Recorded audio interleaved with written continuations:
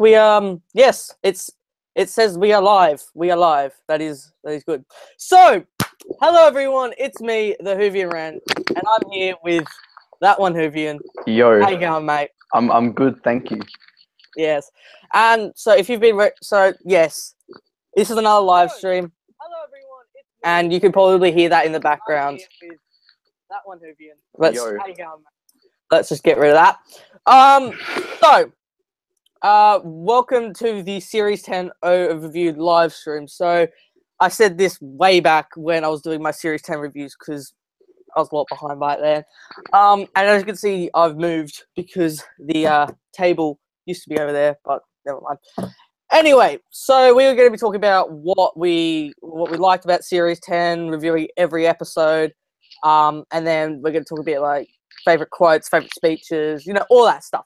So, okay, we should get stuck in. First of all, ThatOneWhovian, you want to introduce yourself? Hi, I'm ThatOneWhovian. I haven't really done much on YouTube. I got on the drama alert video once. That was cool. Besides that, I'm not really making that much content now. It's kind of a dead/unused channel. So subscribe if you want. I don't really mind right now. Doctor Who's cool, and that's why I'm on this live stream. Oh boy. Yeah. So so we might as well get into it. So first off, we're gonna start by reviewing every episode of Series 10. So for episodes from the pilot to Knock Knock, we're gonna do very quick ones. But from Oxygen to the Doctor Falls, we will do some more in-depth ones because those are the ones I haven't reviewed because I was a lot behind back then. So yes. So the pilots. Maddie, what were your first thoughts? It's an alright opener to a series, I guess. Okay. It was a good introduction for Bill, I reckon. Yeah. The villain was kind of weird. It was an interesting concept, the whole, okay, there's a bunch of evil water chasing us around the universe. That was cool. But like the villain was kind of not that fleshed out. But still, yeah. It got better near the end of the episode, I guess. Yeah. I can see where your thing is.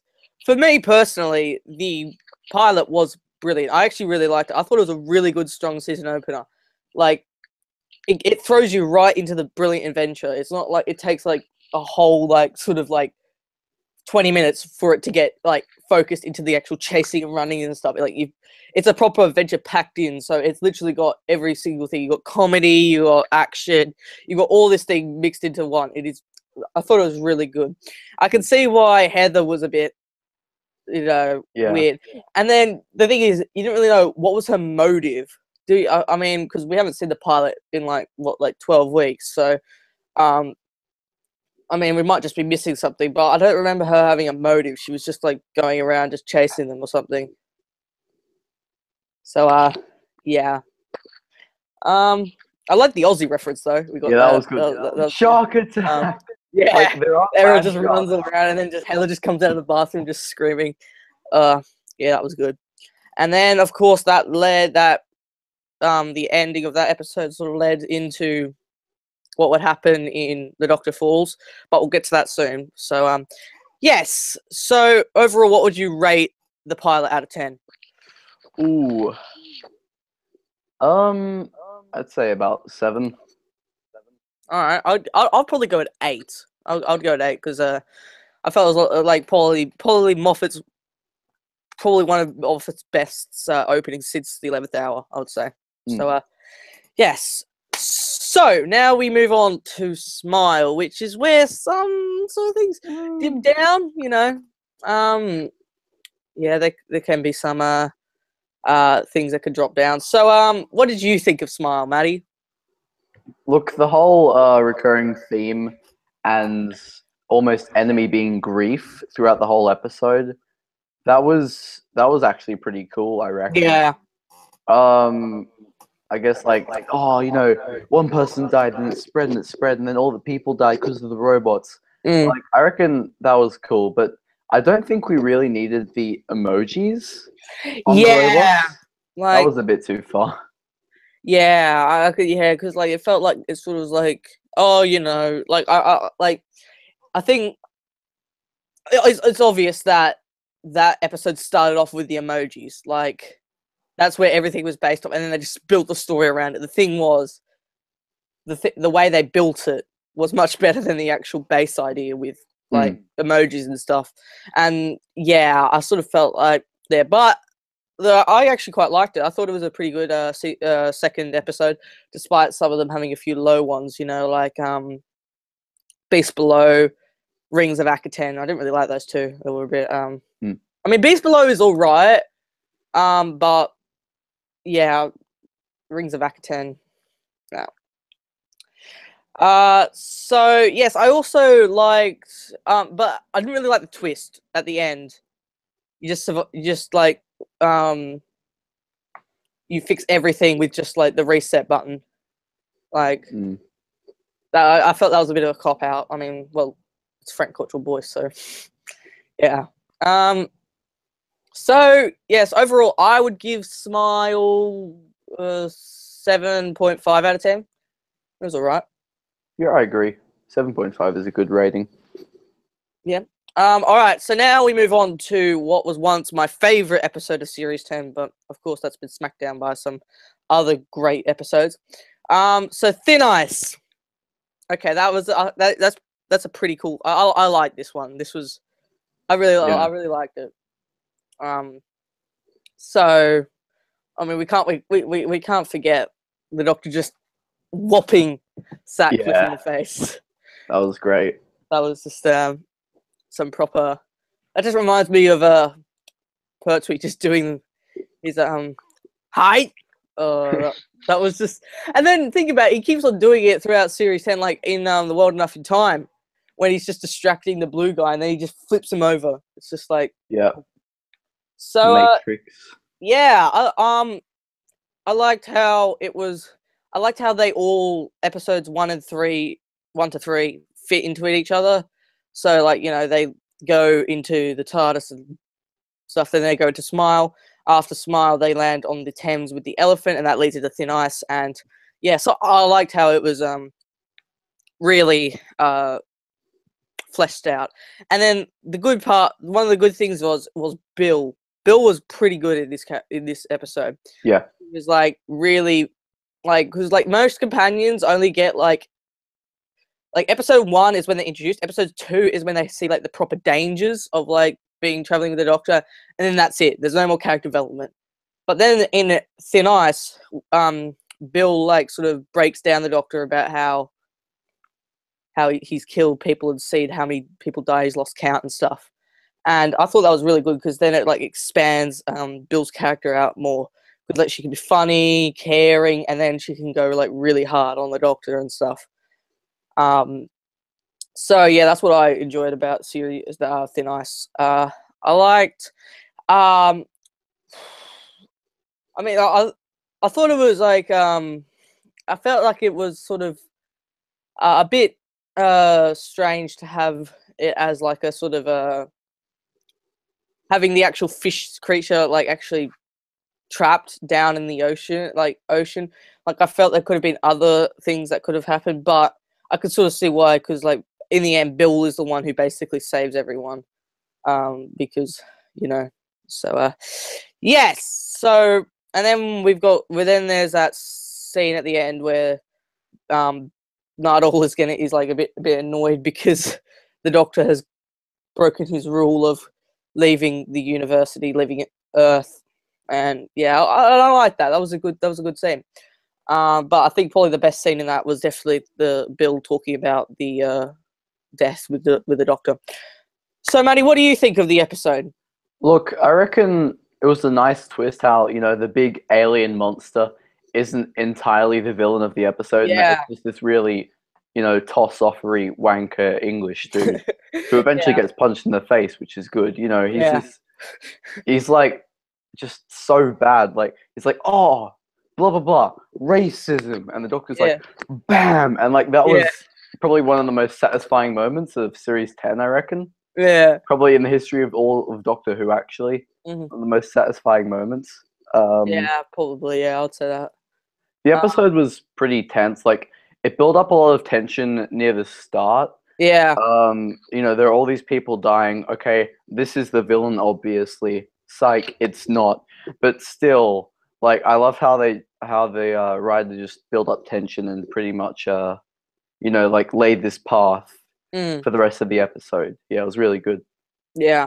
So one thing I also noticed about this felt like a really quite dark story. It actually focused on like quite a lot of dark themes. Like I remember there was like basically Sutcliffe uses children for profit, and it's just like okay, that went down a bit of a sort of dark path there because he's like basically it's like talking about like child labor and all that stuff. And yeah, I was just like, oh, all right. And then there's I felt like a much more serious episode rather than the two episodes we had before. But I like that. I liked how they've sort of done that. They've sort of taken risks. Like Turn Left was pretty dark because they were like talking about like Yeah. refugee camps. I like how they had to move because of the consequences of what if the Doctor was killed by the Arachnos. And yeah, and I to be honest, Turn Left is probably one of my favorite episodes because it's just like it's basically literally what if the Doctor died, defeating the Arachnos, and then all the other stuff that happened through series 3 to series 4 and all that happened without the Doctor around, and hell would go on. So yes, so Thin Ice, I would probably give it a 8.5 out of 10. Oh, yeah, I still agree. Yeah, again, I agree with that score. That's a decent rating. I agree. You agree? I agree. Sure. Yeah. Okay, so now we move on to the episode, which, to be honest, is probably the second weakest episode in the series, Knock Knock. I don't really like this episode. I felt it felt like I said in my review, it sort of felt like Hyde, and it kind of did because it's like it's got a twist at the end that was just like, oh my gosh.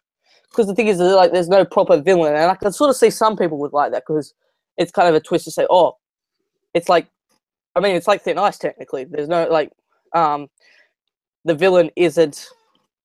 You don't really know what the villain is. Well, in Thin Ice, you sort of do, and then it just flips on its side. But then it's just like, okay, right? It's all over the place. Yeah, I mean, it's a brilliant setting. Haunted house. Some creepy guy offers you and your college roommates a house for free or something, and yeah, so yeah. But to be honest, I didn't really like this episode. I mean, it felt like Moffat really did inspire this. Like he sort of like he was typing, he was just like, oh wait, you. Whatever whoever you're writing, I need to adapt it into a bit. And so instead just erases all of that about how the kids stay dead and just the kids came back alive. So, yes. So, didn't really like that episode. Also didn't really like how how it was basically just the landlord was, what was her name? Eliza. Oh yeah. I'm Eliza. Oh gosh. Weird. Yeah. But yeah, not a fan of that episode. Maddie, what are your thoughts on it?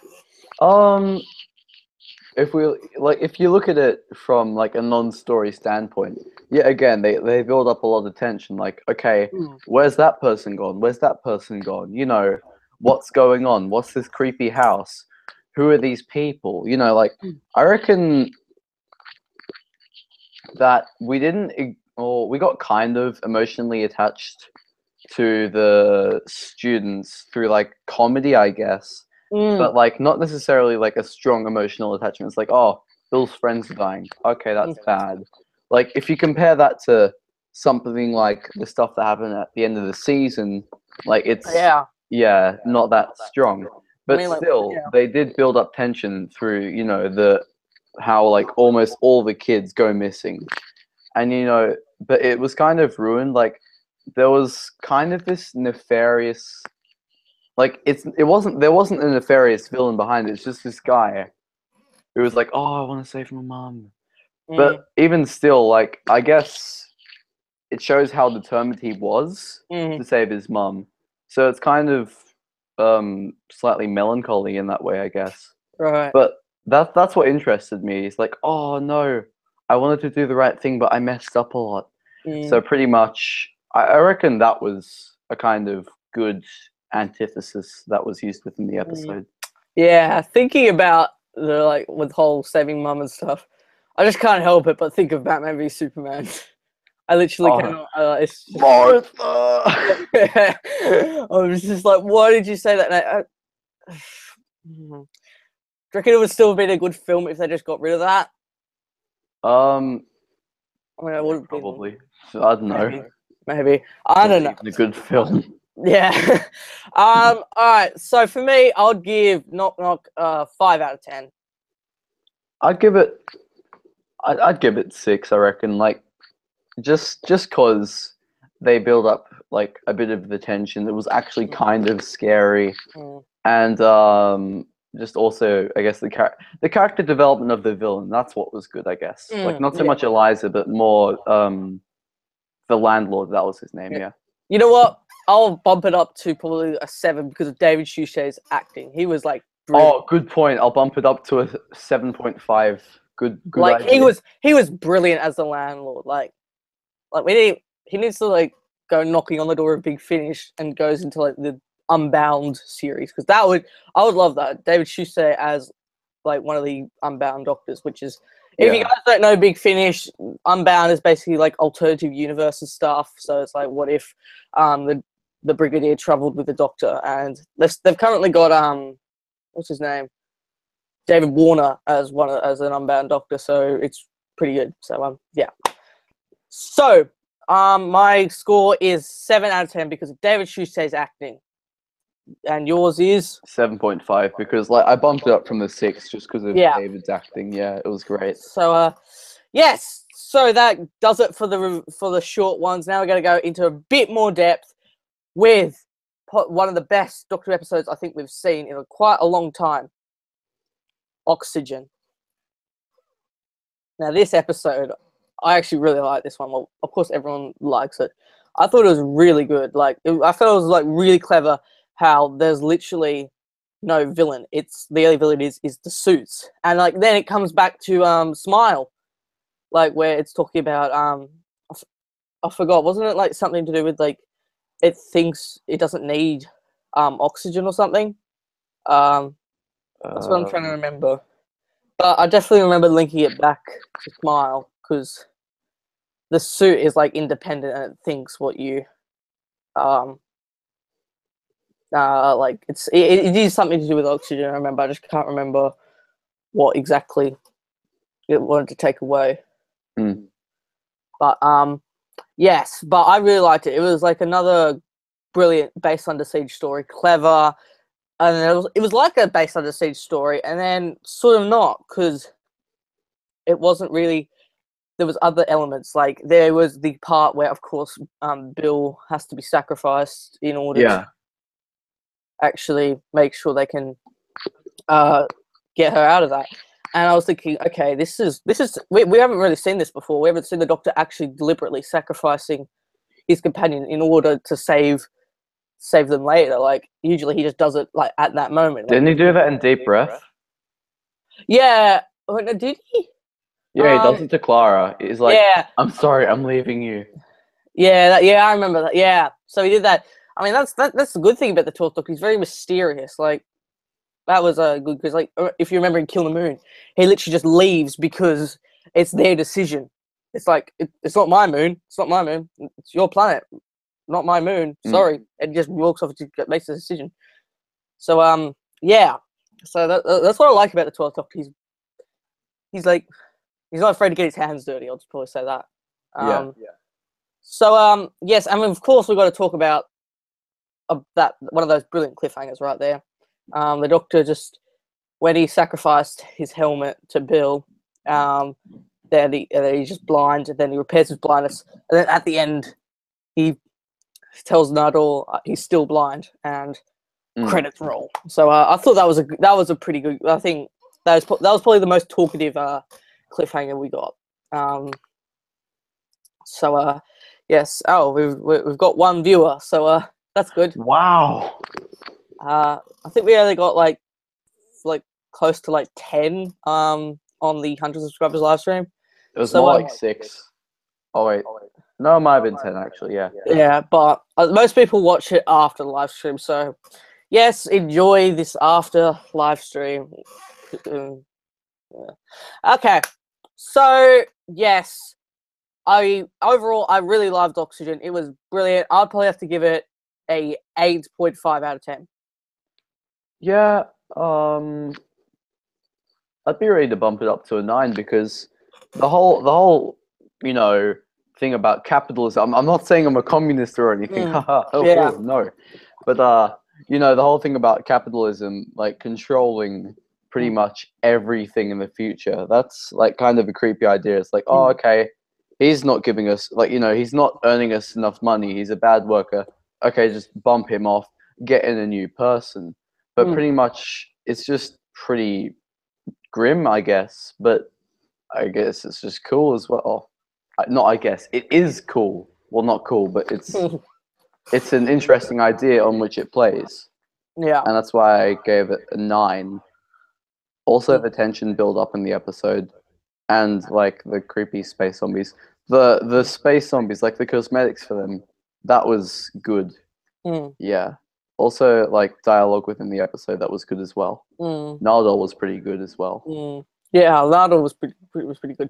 And yes, so we were like, of course, there's that scene where the Doctor breaks his Sonic. I was like, oh, already? He's broken his Sonic already. He's only had it for like what, like 4 or 5 episodes, and I was just like, oh, is it gonna like after the episode we watched? Was it like, is he gonna have no Sonic, no with blindness? But of course, no. He got it repaired, which I'm sort of glad for, because he at least if you take away his sight, you might as well just chuck in the Sonic Studio to help him. So yes. So that was Oxygen. So now we move on to the Monks 3-parter, which we begin with Extremis, which was a very strange episode, I'd say. So, Matt, do you want to give your thoughts on the episode? Yeah, sure. I don't appreciate it being all a simulation. You went Matrix on us there. That was a bit weird. Yeah. But I reckon it was pretty suspenseful because it's like, okay, I don't know what's going on. He's gone missing. There's the Pope now. Like it was a mix of both funny and suspenseful, I guess. Yeah. So one thing for me was comparing it to the whole sort of 3-parter.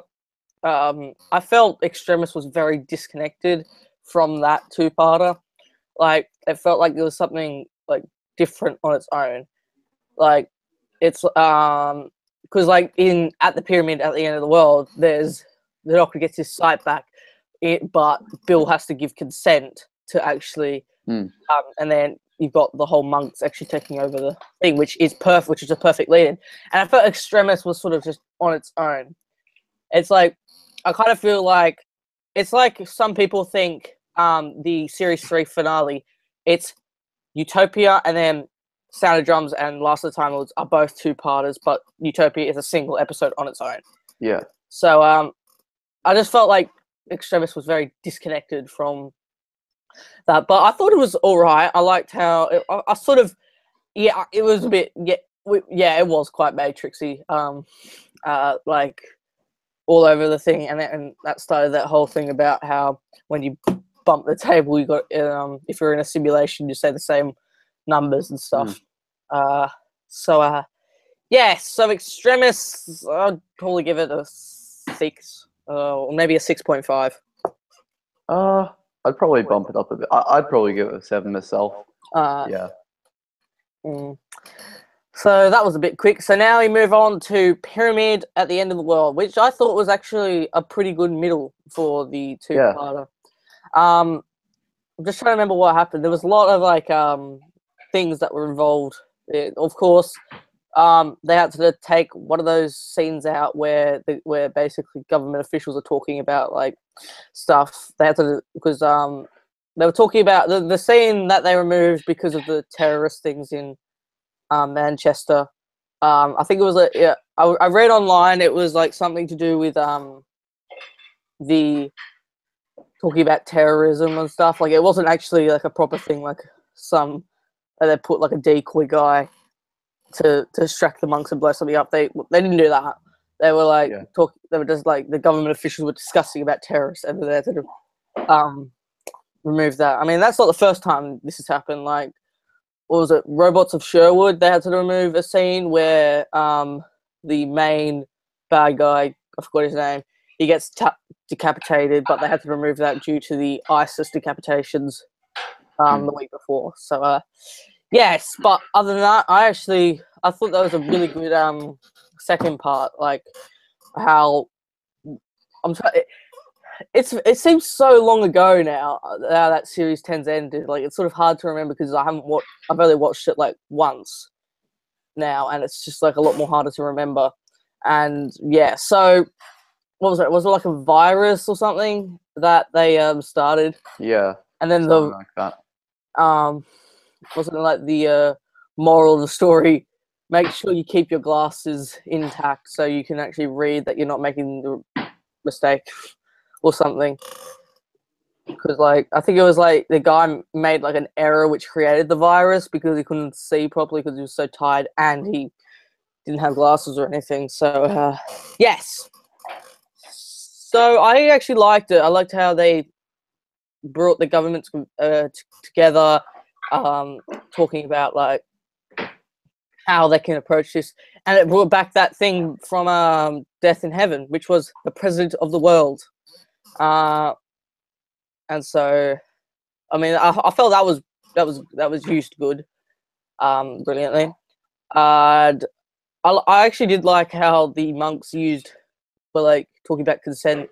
If you want us to help you, you have to give us consent, and how all the government officials started perishing one by one for things like fear, strategy, until Bill came along in order for like for hope or something.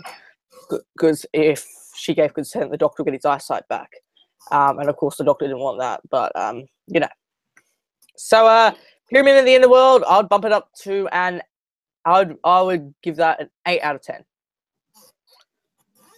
Yeah. I reckon it was also a really good middle parter for the whole Monk trilogy. The whole, well, it built suspense. Gosh, using this phrase a lot. It built suspense. Like it showed how powerful the monks were. Like, okay, you sent in like a bomber, that didn't work. You tried using a submarine, that didn't work. Yeah.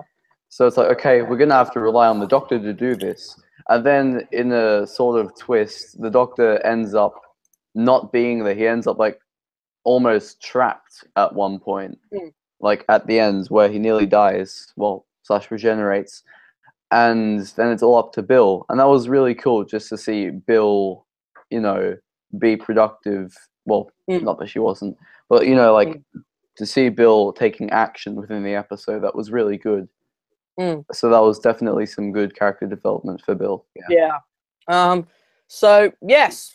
All right. So now we move on to the concluding part of the Monks trilogy, The Lie of the Land, which I actually didn't mind, really. A lot of people thought this was a really weak episode, but I thought it was all right. Of course, it gave us probably the first clickbait scene we got, which was the Doctor's fake regeneration of bollocks. Yes, I literally ripped my earphones out of my ear. So yeah, so we got that. When that was stirred up, everyone was just like, "Oh, is he going to regenerate in The Lie of the Land?" And then The Lie of the Land ended. Everyone was just chucking stones at the TV. So we got that. But I felt it was like a good part, like when Bill literally shoots the Doctor. It was just like, whoa, okay. I mean, she must have been going through a lot of hell if she was like tempting to shoot the Doctor and stuff. But yeah, and then you've got the Doctor having his he has his own army. He's got his like soldiers and stuff, and he's still got, you know, the Sonic Shades, which I thank gosh they used them for actually a proper good purpose. Because no one liked the Sonic Shades. Yeah, I agree. They're like right down there. Like, this is just why would you have those? But yeah, so I also liked Bill and Ardell teaming up, trying to sneak aboard that ship to get over to wherever the Doctor was hiding out. And then, of course, getting to the Monk's central hub. Of course, like everyone, I didn't really like how it was all solved with Bill's mum. You know, it was just, it was just like, yeah, okay, it's from her memory, but can't we just use something else instead? Just like her travels with the Doctor or something, like her memories of that. But yeah, so I would probably give that a 7. I'd give that a 7. So yeah. What did I think of this episode? I reckon it was a good episode for Bill and Nardole. The Doctor was alright as well. It was pretty much mostly just a spy thing for most of the episode. Like, oh, let's infiltrate the base. Let's do the thing. But yeah, I reckon you're right on the point you made a bit of a while ago. The scene where Bill shoots the Doctor, as you said, it just shows the extent to which she was ready to go to make sure that the world was normal. So she just is like, oh, you're not my Doctor. Bang! Yeah. You know, that was just really intense. And, you know, it just goes into slow-mo. Just the cinematography in that part was also just fantastic. Yeah. Also, the end of the episode, solving it with Bill's mum. Look, I reckon it was just interesting. You know, it's kind of ironic almost that, like, Bill had more mental whatever than the Doctor. Because she's like, oh, don't worry, I'll do it. I'll kill myself to, like, solve this problem. But I reckon after this, the whole Bill's mum thing just kind of died out. Like, did we actually see that much left of Bill's mum? No, I don't think we did. I think that was like we got mentions of her from episodes 1 to 8, but after that, no, nothing. So it's like we've got like a sort of a mini story arc, which wasn't really connected in any way. It was just like, I think he's like Bill's mum just appears in episodes 1 to 6, but you know, yeah. So what would you give it, Matt? I reckon a 7. 7? All right. So for me, I'll give it a 6.5. Actually, no, I'll go with you. I'll give it a 6.5. That's a good idea. Yeah. Okay. So now we move on to probably one of what I could probably agree. This would probably fit into the classic era, definitely. The Empress of Mars. Now that sounds like a proper Doctor Who story right there. So yes, Ice Warriors are back with the first ever female Ice Warrior and Ice Queen, and I actually liked it. I liked how it had a twist on it. It was like a twist how, okay, there's Ice Warriors on Mars, except the colony that we usually get is not from the future, it's from the past, Victorian thing, and I like that. And of course, we've got to talk about Friday, was it? Yeah, that's Friday, yeah. Yeah, Friday. Friday, the Friday the Ice Warrior. Soon we're gonna have, like, literally the Doctor's gonna have a collection of his villains. So he's gonna be like the Dalek, Handles, Friday, and then just goes on and on and on in his collection. So yes. So I liked that episode. I felt it was really good. How it felt very the Victorian soldiers, how they were doing it for like their Queen country and all that stuff. it also, what didn't it show? I think I remember it showed an image of Queen Victoria, and it was actually the same actor who played in Tooth and Claw. It was like literally a shot of her from Tooth and Claw, and I was like, nice one. Referring back to the early days of New Who.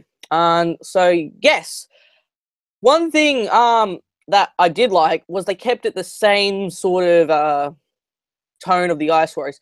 Because previously, the Ice Warriors have never really been bad. They've been just like, there's like, if you go back to the Curse of Peladon, it's all about political stuff. So it's like the Ice Warriors are never really the bad guys. Like, I mean, all Grand Marshal Saldak or whatever his name was from Cold War, he just wanted to be free. That's all he wanted to do. But of course, Ice Warriors have to do it at an extreme measure. The only time I've ever heard the Ice Warriors actually really bad is in the audio story Deimos and Resurrection of Mars, because they want their planet back like really bad. Like they're gonna like I don't want to give anything away, but they do some pretty horrible stuff in that audio story. But yes, so I like that. Maddie, what are your thoughts on the episode? This is actually, in my opinion, this is actually better than Oxygen. Oh, okay. There was this really interesting clash between like the nationalism of the Englishmen, oh yes, Queen and country, yes, God save the Queen, which is shown at the start of the episode, and then there's the whole conflicting ideologies of the Ice Warriors, and it's like, this is our planet, we're not going to let you steal it, and well, not so much steal, but colonize it for your country, and then I love how there's this kind of injustice in the sense that the humans are somewhat incorrectly represented through the private, or whoever he was, the weird angry mustache guy who was like the main villain from the humans. Yeah.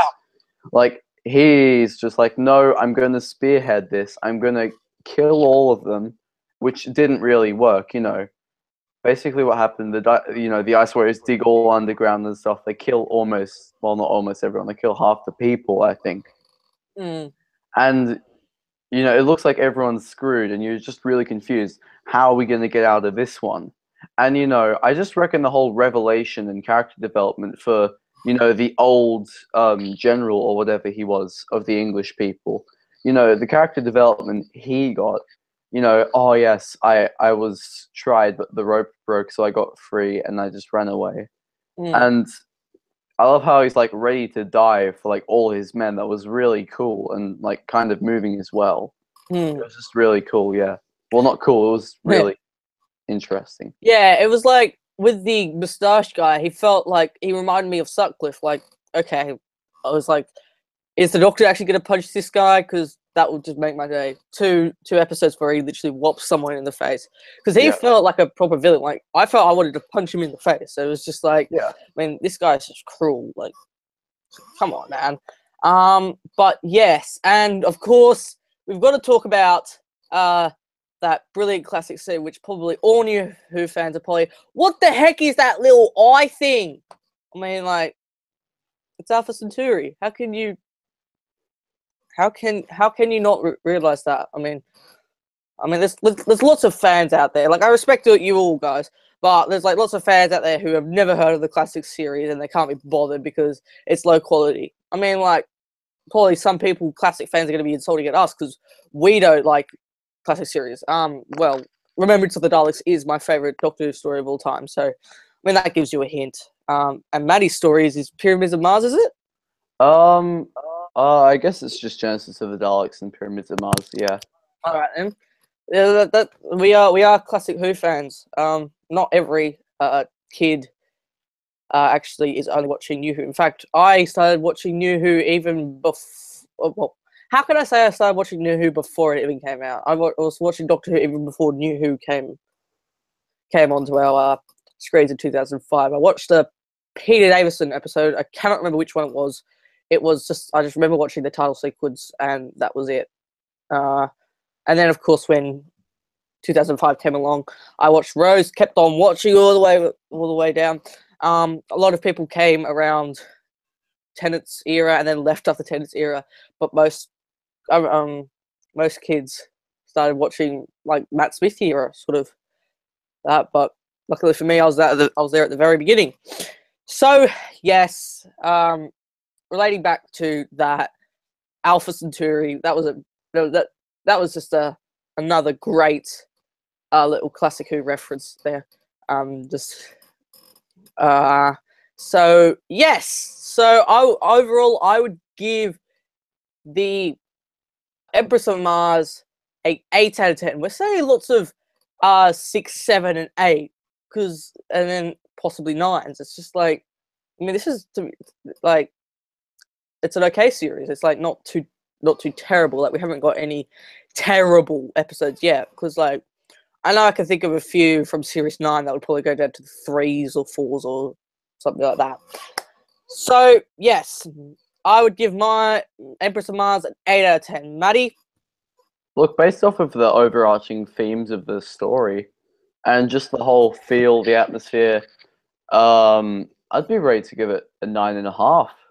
I love this episode. And yeah, especially then he's like, God save the Queen. Yeah, there's still all this, like, pride for the English Queen, but they're slightly humbled based on the experiences that they had just had. So I guess that was also a good ending. And, the whole story just culminates in this 9.5 that I just gave it. Yeah, it was great. One thing I do have a plot hole with, and I can't remember if this was actually properly answered, because to be honest, it should be, but I just can't remember. How did the Victorians get up there?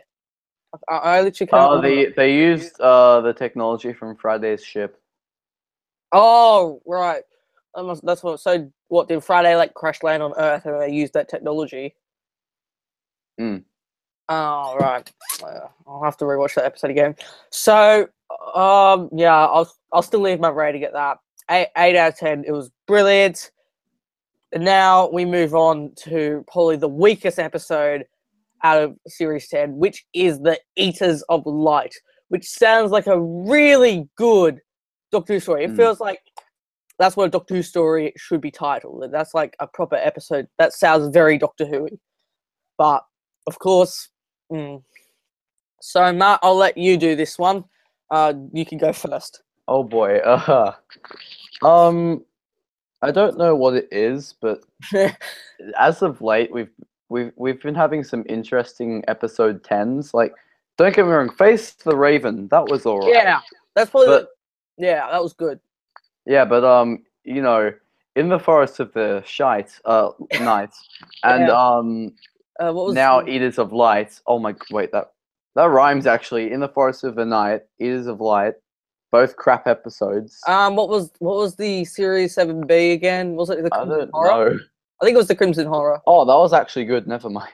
Well, Series just in the 6. Capaldi era. Yeah, what was Series 6? Wasn't it like... Maybe it was Night Terrors?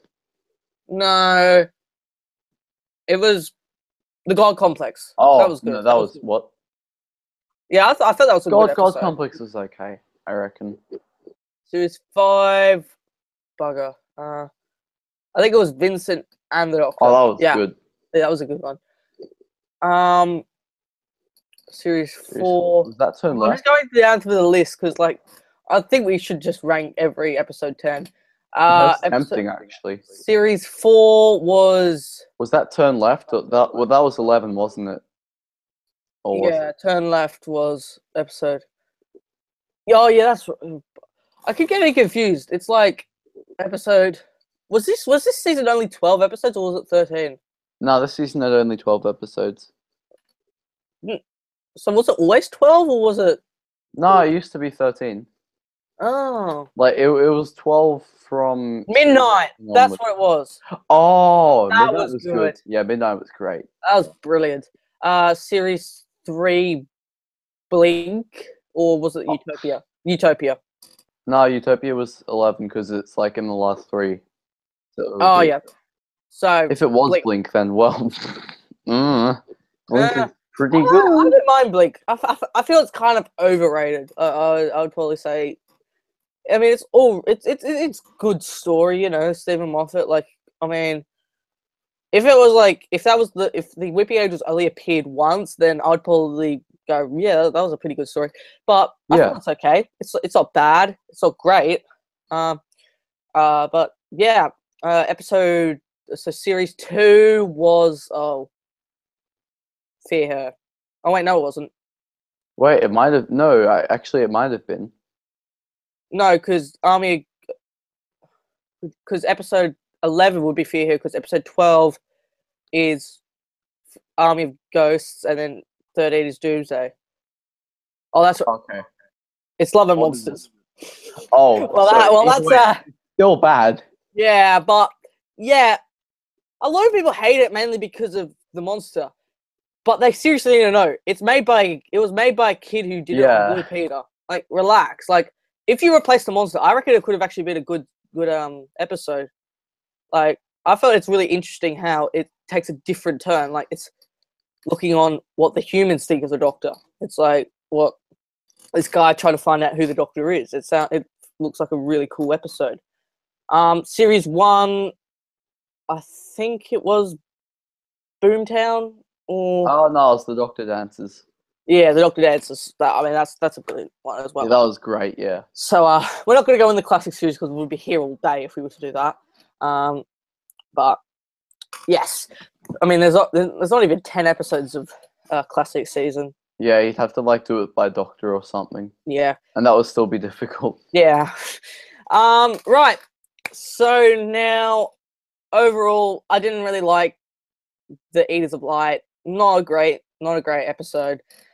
If there was no villain, it was just like there was just no the only monster was just like this weird reptilian creature that came out of this portal. And yes, but I will give it a bit for how it blends the Romans and the Scottish people. I forgot The Celts. All the Celts, whatever. But yeah, I will give them that because of how they bond and how at the end, when like they decide to work together by going into the portal to defend the world from the creatures inside. So I like that. But overall, it just felt like a filler episode, to be honest. Yeah, I agree. It's just like, well, okay, we've got one episode. We've got one episode till the final. Let's just stick all this stuff in before we actually go to the big finale. And yeah, so I'd probably give it a 5 out of 10, maybe a 4. 4.5 out of 10, or maybe a 5, I'm not sure. Brutal. Okay, the episode had a gripping start. No, a mysterious start, actually. It was really weird. Okay, why is the crow saying Doctor? You know, what's the weird, crappy music? Like, where's that coming from, man? And then it kind of got a bit weird. It's like, oh yeah, I'll find the Legion of the Ninth. No, I will. You know, it was kind of like childish, and then that was kind of really contrasted within the, well, I guess just grimness of the episode, because you know, okay, one of our mates is dead. Okay, the whole army of Romans, they're dead too. But they could have built more tension. Wait, no. Actually, wait, no, they did build tension, because it's like, oh, we have to kill this thing before sunlight, or it's like, oh no, we have to get it at the right point in time or something. I forget what it specifically was, which probably is a testament to how not so good this episode was. But I still reckon it had a good ending. I'll give it that. It had a really good ending. And just, I love how the Doctor was like, look, I have to help. This is my destiny. Yeah. And Bill's like, no, this is their destiny. Like, it was, that was almost a tearjerker, really. You know, it's like, no, we're going to sacrifice our lives to save the Earth. That was great. Well, it wasn't great, but it was gripping. Yeah, that was good. Yeah, then again, it was like, thinking about that, it sort of does feel like that ending sort of leads into the two-parter, because talking about how it's his destiny, how he will do anything to save Bill, and of course, in World of Time. Then that goes to end point. Also, what was it? But yeah, I liked they also touched back on Bill being gay, about how when she was like talking about to the Romans that she goes for girls and stuff, and then there's like the other Roman guy's like, yeah, I go for guys as well, and then there's like the main guy who's basically, what was it, heterosexual, bisexual? No, heterosexuals when you date someone of the opposite sex. Oh right, Like, in other words, straight. That's what heterosexual means. yeah. So I mean, that was all right. I mean, a little break from the sort of action and running around and stuff, but I mean, I did feel like it's just like, just put it in there for like, what the hell, like they sort of like overused it. They sort of over like hyped it. Like it's just like Bill's gay, Bill's gay, Bill's gay. It's like in the first episode, yes, we know, we know, we get it. And so I really think they could have done it some other way, as in like not include that replace that conversation with something else. But I don't know. But yep. So overall, I would give the Eaters of Light 5 out of 10. Quite disappointing, I'd say. Yeah. I'm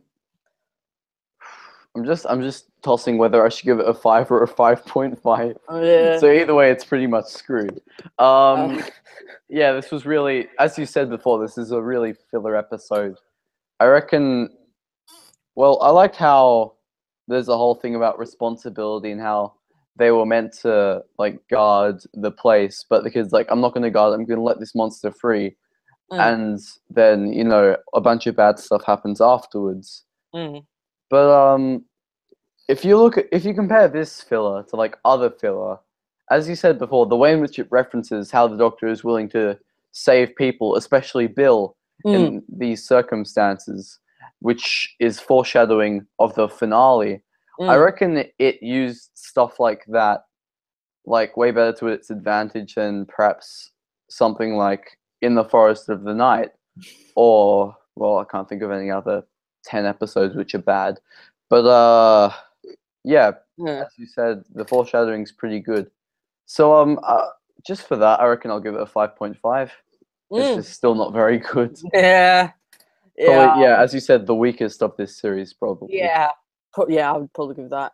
Also, I think one of the reasons why a lot of people really didn't like In the Forest of the Night was how they approached of all the mental health stuff, like with Maeve just going like, yeah, just like she's just waving her hands around and stuff, and a lot of people were like quite offended by that because they were talking like they were trying to imply mental health with connection to aliens and stuff. So a lot of people didn't really like that.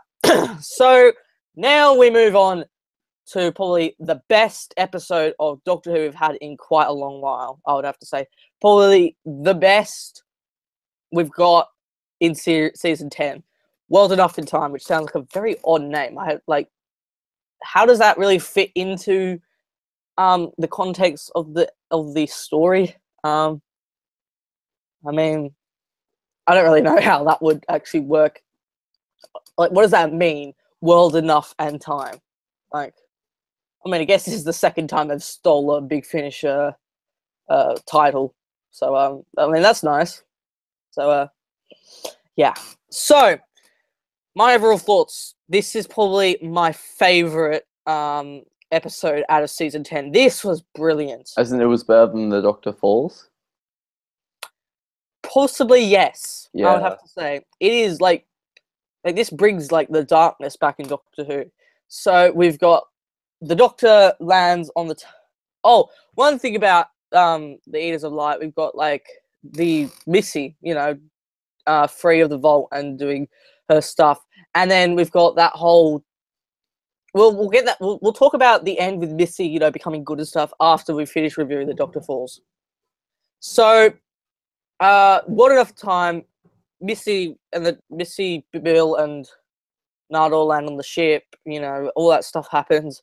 And yes, so of course the final is written by Stephen Moffat, so you're expecting some complicated parts, I mean, was it really, I guess I could see why they wanted to do how, since they're orbiting the black hole, half the ship is slower than the top of the ship or something.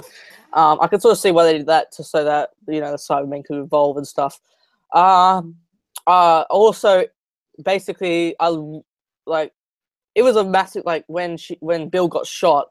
It's just like, whoa, because usually the Doctor convinces the person who's meant to shoot his companion to put the gun down, but then when the lift elevator gets to their level, just shoots, and then you just get this zoom down of Bill with a hole in her chest. And so yeah, it's really, really weird. It's and then just looking at that, it's just can they do that on Doctor Who? I've never really seen that on we haven't seen that back since that guy from Attack of the Cybermen got his hands crushed, and and that's really the only gory part of Doctor Who we've seen, apart from Modern Enough for Time. But I was just okay, weird. And then the Doctor because Bill's been shot, the Doctor literally just puts his trust into these people who just have sock masks over their faces, and they're just walking around. He's just okay, whatever you do, just save her, just save her. I don't care who you are, even if you are Cyberman, which of course he doesn't realize. Just save her. So they just take her down and take her to the lower half. And yes, I actually really liked that. I liked how they developed that. And of course, at the end of the episode, we get not that brilliant reveal, but that other one where Bill turns out to become a Cyberman, which I felt was a brilliant direction they would have done. And then we'll talk about how she came back and stuff. But I like this episode. It felt really, it felt like a proper horror. And of course, this explores the genesis of the Cybermen, which, I mean, most people have never heard of Big Finish, are happy about, but for us Big Finish fans, although I can see how it would work into the audio Spare Parts. If you haven't listened to Spare Parts, I suggest you listen to it. It is one of the best Big Finish audio stories you'll ever listen to. It is absolutely brilliant. So yes, I can see how it would work. I liked how Bill and what was his name, who would later become the Master, I forgot his name, but how they sort of bonded. And then, of course, when he meets Missy, he's like, do you like disguises? I like them very much, especially when they needed to hide someone's former prime minister. Just rips it off his face, and it's just their message is just as he says prime minister, he's oh, is it you? And it just rips it off. It's hello, Missy, I'm the Master. I'm very worried about my future. Give us a kiss. And then it's just got Bill just there with saying, I am Bill Potts. And then we've got that brilliant music for the cliffhanger where the Master, when Missy says some stuff about Exodus, not even the right title, and then the Doctor hears the Master's voice, just turns around really slowly and just sees the Master just walk, and then you just see his face. He's just that's his face that he did in Dark Water when he just realizes that Missy is the Master. He's just oh shit. He's just okay, I'm scared. And then it's Bill saying, I waited for you, and I sounded really like a Mondasian Cyberman just there, didn't I? Yes, I did. So I really liked, if we didn't have John Sim and the Mondasian Cybermen coming back, that could have been probably the best cliffhanger we'd have in all of New Who. That would have I can get why a few people would probably criticize it for fan servicing, but still a brilliant story. I'd give it a 10 out of 10. Crikey, that's I went on a bit of a rant right then. fair enough. Fair enough. So, and we're still on one viewer. Thank you for the viewer who's still with us. Thank you. He's hanging in there. Yeah. I'm gonna see if anyone's actually. No, I don't think anyone's posted any questions for the Q&A. But oh well, whatever. So Matt, your opinions on World Enough in Time? It was a great episode. It built up a lot of tension. You know, where's Bill? What's happening? And the whole reveal that the patients are all like pain. You know, I reckon the injustice which was shown by the head nurse, she was a total bitch. Man, I hated her. I hope she got turned into a Cyberman or something. Like, actually, genuinely, I fucking angry. That you know, that was another. I want the Doctor to punch this person in the face moment. You know, that's good writing. If you've made a character and you want them to be hated, and the audience wants to punch them in the face, you know you're writing well. You've done a good job. And you know that wasn't even a major part of the story. So you know, to have like minor parts of the story like that, that's so good. Then the whole Razor, I think that was his name, like just Razor, like existing, you know, being this guy who's in the storage room. It's like, how do I get up? Oh, they're gonna have to come to us. We actually can't.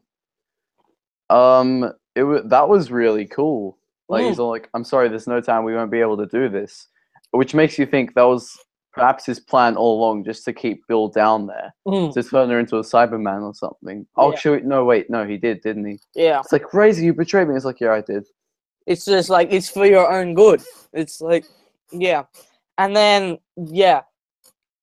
my dad's just on the ladder, just like, it's kind of weird. Ladder man. Yeah. So one thing I did like about this story, this was actually quite a dark episode. It talked about loads of things, like with the patients who were becoming inside, they wanted the pain, like suicidal, like they don't want to live like this. Like you can, like maybe like the Cybermen look really like silly and stuff, but they've got a dark insides. Like they feel no emotion, they feel no pain, feel no sadness.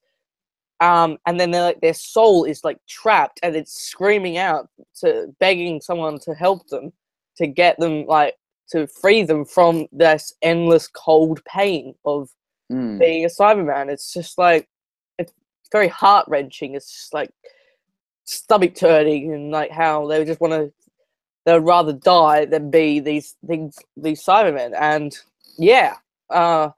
that's what I liked about it. Like, explored quite a lot of dark themes.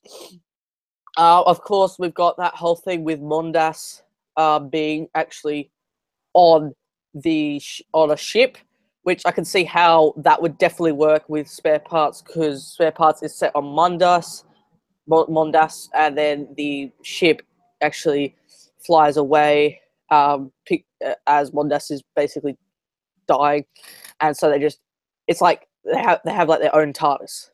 Like they just grab their TARDIS, and then they fly out and put all the other inhabitants in the levels, while the Cybermen have been converted are actually now working around the clock to keep on going. They're just moving. They're like refugees and stuff.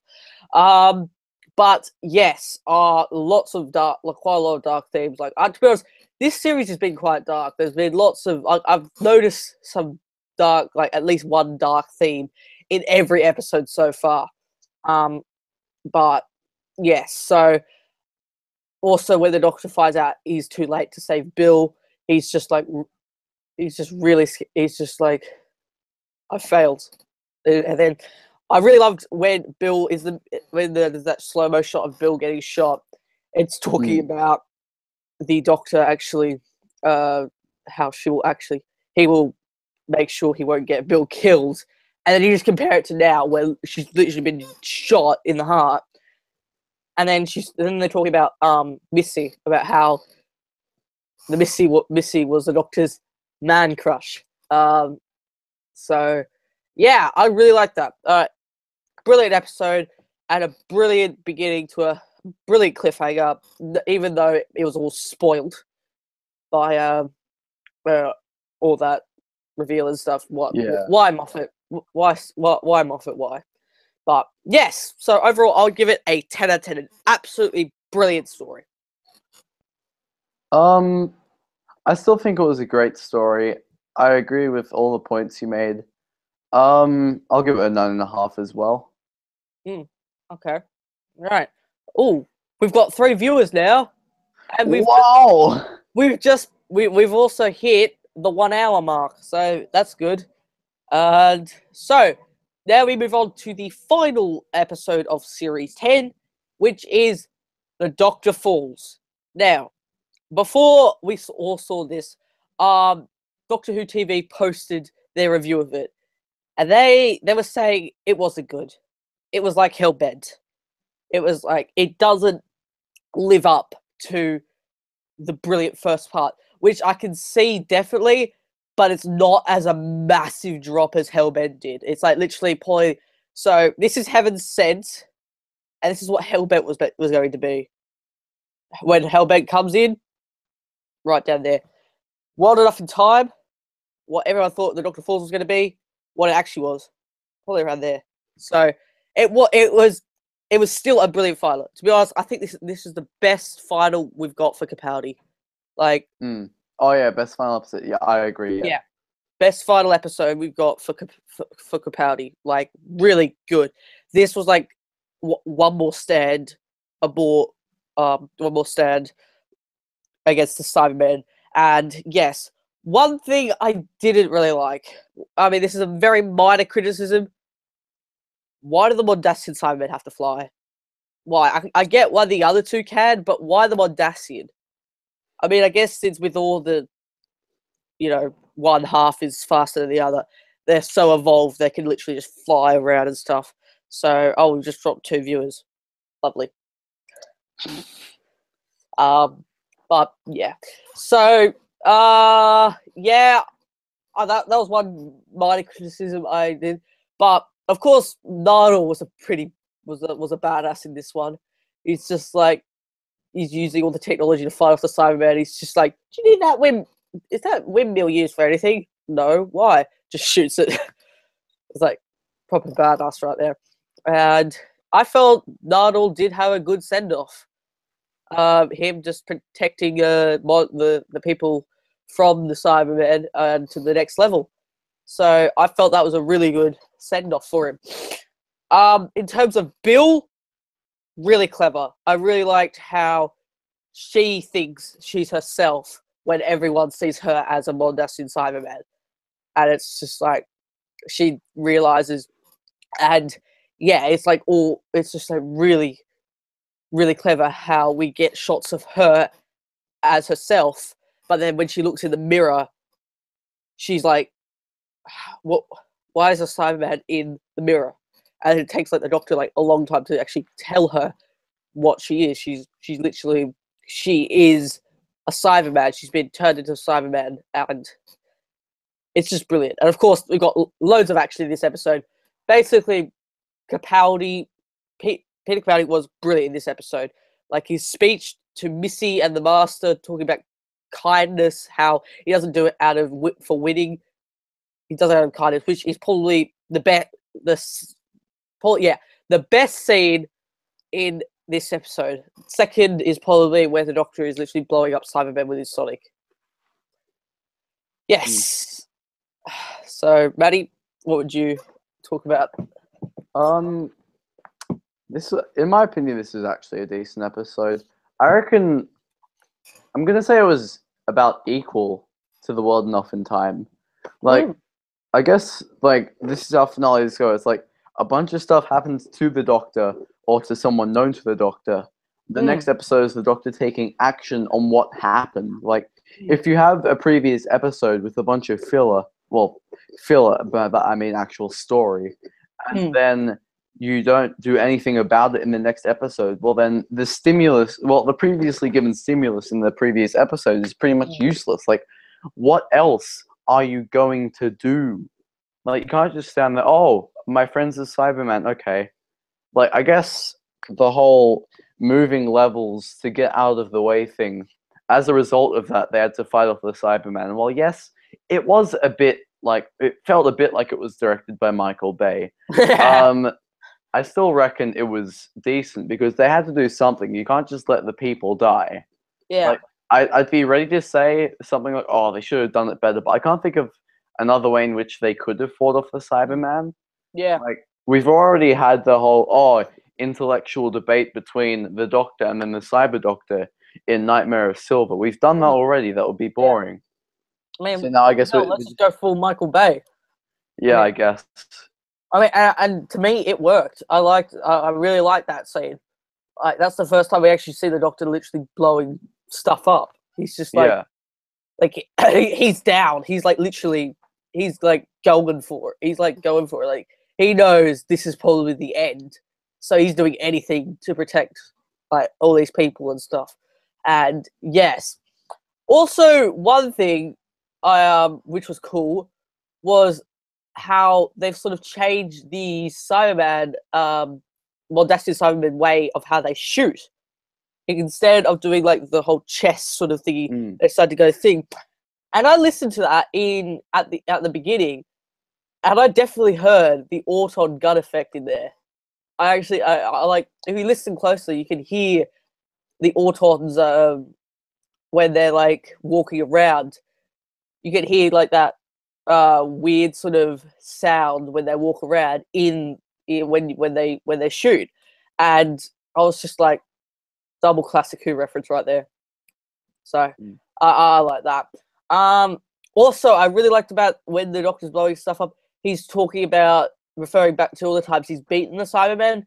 Like he's even going back to Planet 14, which was from the invasion, Canary Wharf, Army of Ghost Doomsday, Telos, Tomb of the Cybermen, all that brilliant.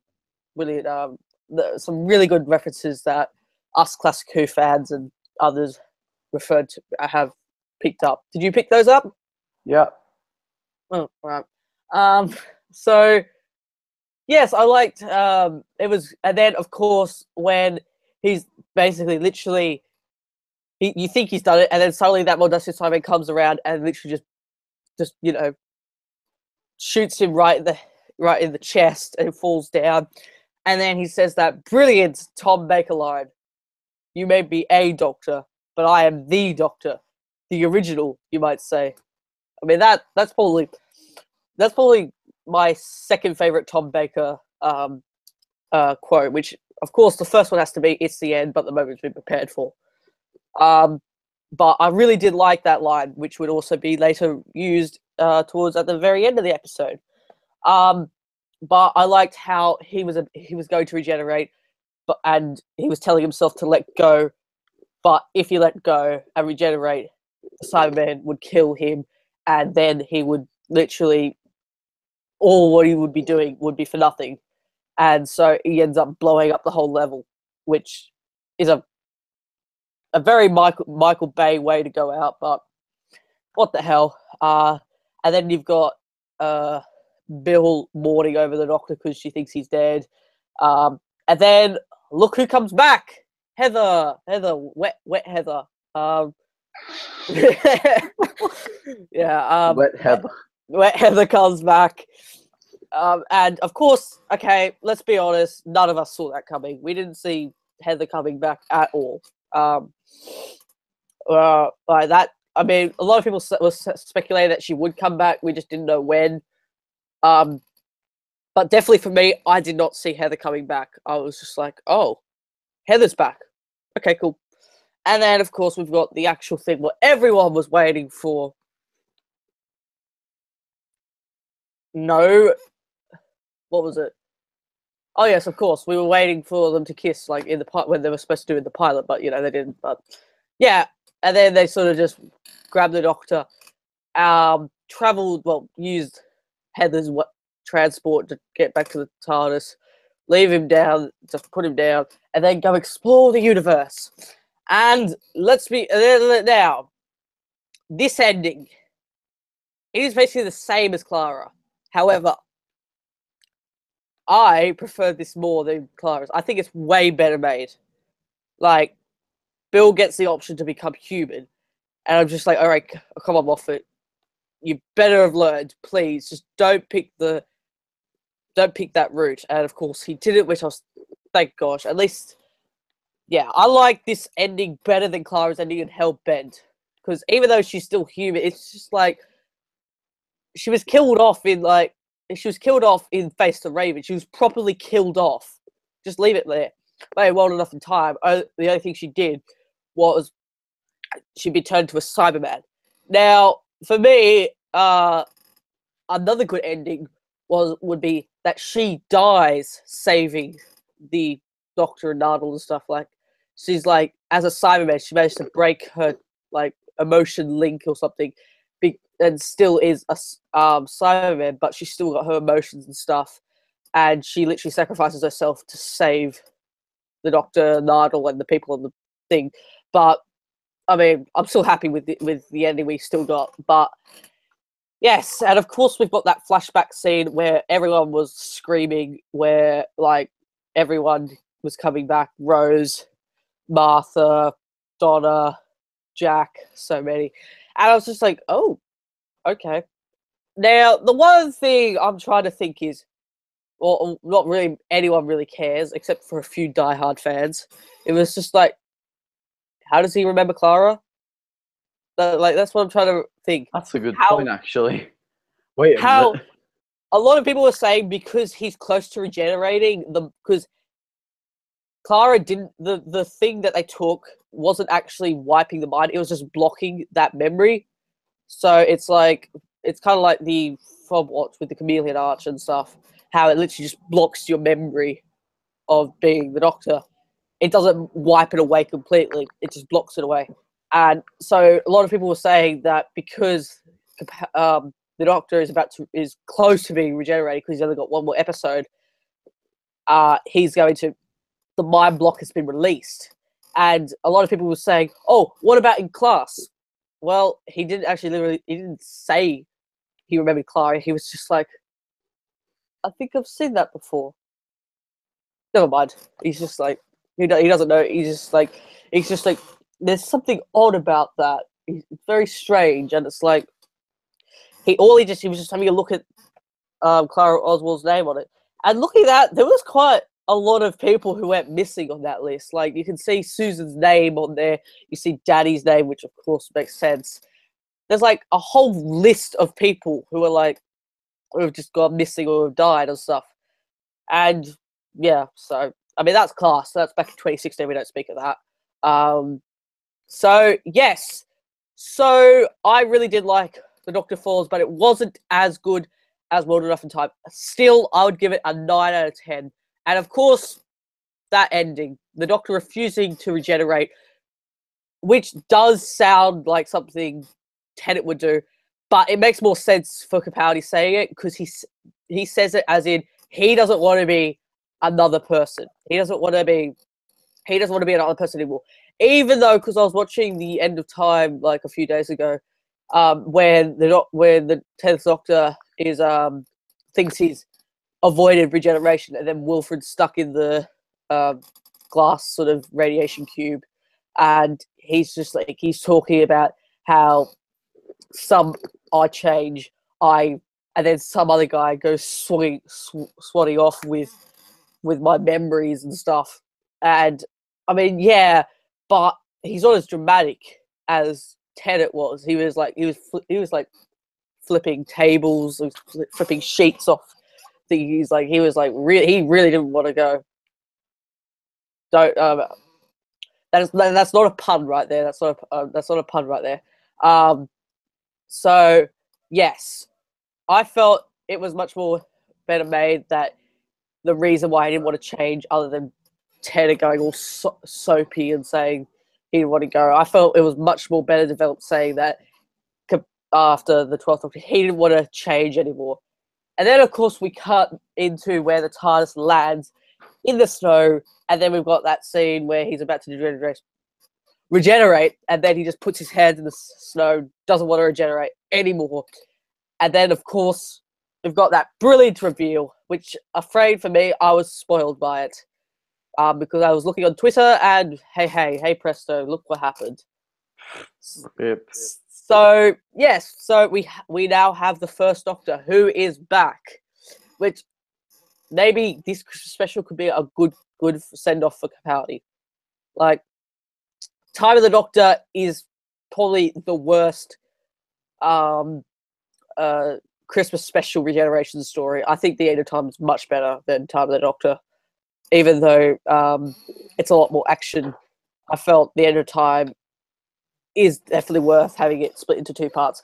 But of course, everyone is excited for the Christmas special because we have 2 Doctors, and there's a lot of speculation that since it's in the snow, we might be in the South Pole from the 10th planet, and it looks like he's got the same stuff as he think. Now, I have a theory of how this fits into the 10th planet. So, at the end of part 4, after the Doctor says, "It's far from being all over," the Doctor, Polly, and Ben just leave. And, of course, the Doctor beats them to the TARDIS. So, basically, as Polly and Ben are saying goodbye, the Doctor runs out. So he walks, trying to get back to the TARDIS. He stumbles upon the 12th Doctor in the snow and talks about that. And then, Polly, after all the things they deal with, the Doctor drops the first Doctor back, and then he's still got time to beat Polly and Ben to the TARDIS so they can lock them out and before he changes. So, yeah, that's my theory of how that will fit into the 10th planet. So, overall, the Doctor Falls, I'd give it a 9 out of 10. Probably a 9.5. It was a brilliant... It was a tie... It just sort of missed out on the high mark. It was still brilliant. It was just a tiny bit... not as good as What Enough in Time. It lowered a bit of expectation, but not that much. One thing we've got to talk about was the Master and Missy. And we finally get an explanation to what happened to Sim's Master after the end of time. And, of course, we get a really clever way of how he can show regeneration without actually showing it. We just show the cause. So, of course, we've got the end of time happens. The Master is sent back into the Time War. However, the Time Lords managed to cure his... What was it? His burning life form energy. They managed to cure that, and then they just keep on. And then he manages to escape by getting a TARDIS. Goes back, lands onto the ship, does his whole Prime Minister thing, but that didn't work, so he goes into hiding as that guy. Bill finds him, and then then she meets Missy, reveals the Doctor. Then the Doctor Falls stuff happens. Missy is beginning to change and beginning to stand with the Doctor after his speech. And it's like, after all that speech, what Missy looks like, she looks like she's changing. She's just like, you're thinking, she's going to stay with him. And then she's like, I can't. And she's like, why? How? And then, of course, we get the explanation, because Missy has to stab her younger self in order for him to regenerate into her, and all that stuff, which I really liked. At least we finally got a proper reason why Sim is how he regenerated, how he escaped. So I really like that ending for Sim's Master, and of course it explains why she couldn't stay with him, because if she stayed with him, he wouldn't be able to be there right there. So yes. So overall, I'll give it a 9 out of 10, maybe a 9.5. You know what? What the hell? 9.5 out of 10. Yep. That was a really long one I did. Matt, your turn. Gosh, what did I say before? I reckon it was about as good as A World Enough in Time. I'd give it... Oof. I'm going to give this one a 9.5 as well. As 3 stories, I've given a 9.5. I reckon just because Capaldi was at his best in this episode. Like, his acting in this is on par with Heaven Sent. Like, it was really good. Like his speech in his speech as well. That was good. Kindness, like that was a really good speech. Like, that's probably my second favorite speech of Capaldi. Of course, the first has to be about with war and stuff in the Zygon inversion / Zygon invasion. So yeah, So you would give it a 9.5 out of 10. I would also give Yep. it a 9.5 out of 10. So now we're going to talk about Misty on how she was developed in this episode, in this series. So we first get her in extremis, whatever. She's about to be executed and stuff. And then we get the explanation on who's in the vault, how she's like placed into the air, and yeah. So I was thinking, okay, this is very interesting. Then we skip forward to the Lie of the Land, where she helps the Doctor defeat the mugs and that. And, of course, that ending when she's talking to the Doctor about stuff. And wasn't it the episode where she's talking about all the people she's killed? Or was that the Empress of Mars? I think it might have been at the Empress of Mars, yeah. Or else it was in... it was either an Empress of Mars or an Eaters of Light, yeah. I remember Eaters of Light, she's talking about, like, trusting and stuff, but I think it was Empress of Mars where she talks about all the people she's killed. She's like, all those deaths, what have I done and stuff. How Null results to the only way to save Bill and the Doctor is by using Missy to fly the TARDIS and stuff. And then we've got Eaters of Light where the Doctor makes a deal with Missy to do some housework and do, organized stuff. And then they talk about trusting each other. Then we skip, and it's like, it feels like really bonding, and you think it's going to go so well. And then suddenly, when World Enough in Time happens, basically, after Bill gets shot, she actually teams up with the Doctor. Like, she's properly teaming up with the Doctor. Like, they're both holding their sonic devices at the door, and of course, when she's when the guy is talking about something or thing, and she just says, "Oh, don't be a bitch," But yeah, So, and then of course when she actually meets the Master, that's when it gets all upside down, because it's like you're very close. Like, yes, she's definitely going to change sides, and then suddenly the Master comes in, it's just like whoop, that flips all that over. And then of course in the Doctor Falls, when all that stuff with the regeneration and having to do with fixed point in time, with taking a dematerialization circuit of a TARDIS around with her. So, yes. So, so I felt Missy was a lot more developed in this one. This is probably her most developed one since, of course, Series 8, because that's when we got her. That's when she premiered, because she was the main overall story arc. Did this season even have a story arc? I don't think it did. There was a sort of mini ones.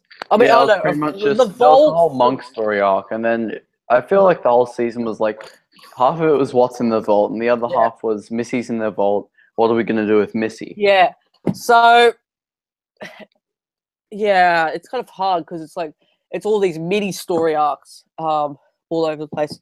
But yes, so now we just have to wait till Christmas for Capaldi's final story, and yes. One thing I need to sort of talk about, when in the Doctor Falls they're walking to the village, you see the Doctor just stumbles for a bit, puts his hand on this like tree, and then you can see regeneration energy coming from it. When did that happen? How was that like? I was like trying to when did the Doctor do something that made him kill? Because the only time I could see why he would regenerate was when he got shot. But, like, where was the point where he actually got injured? Like, he didn't... Like, I mean, of course he got beat up by the Master, but that wouldn't cause regeneration. It's like... Because, like, he's stumbling, and then he just puts his hand in, there's regeneration energy, shakes it off, and then he grabs a stick to lean on. And it's just like, when was he regenerating? What happened? Well, that'll probably just some plot hole that will probably just disappear and be forgotten. But yes, So now we're gonna rank it in season. So for me, it is the third best Doctor Who series of New Who. It is. I really love this season. I thought it was really strong. Moffat, you did it. You did it. You managed to deliver us a good season.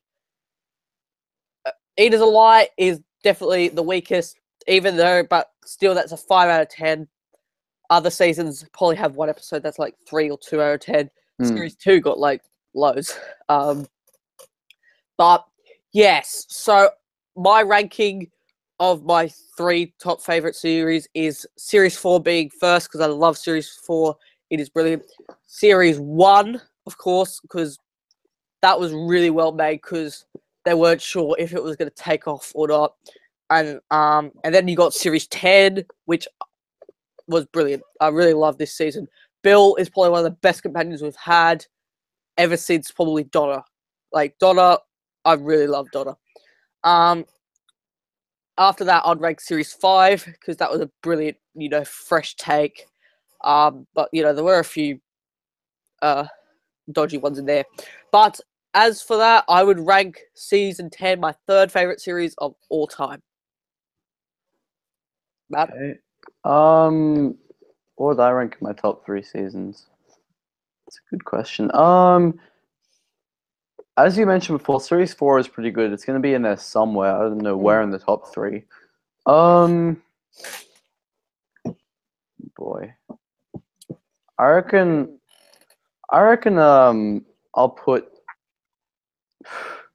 Series 9. I'll put Series 9 in first place.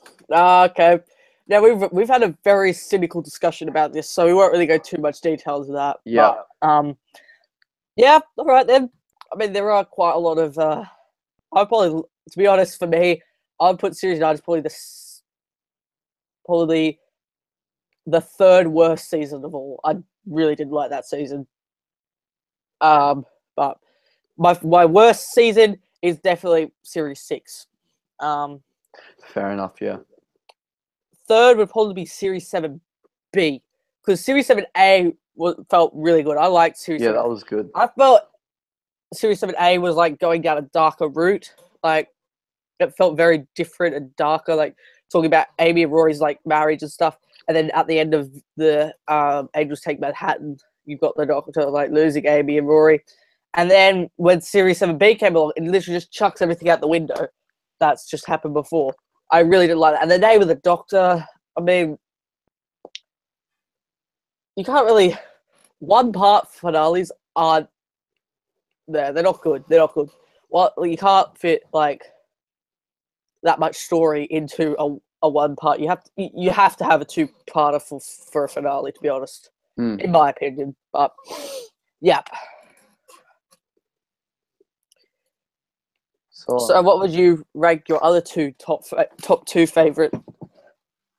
Yeah, now that you mention it, Series 7A is pretty good.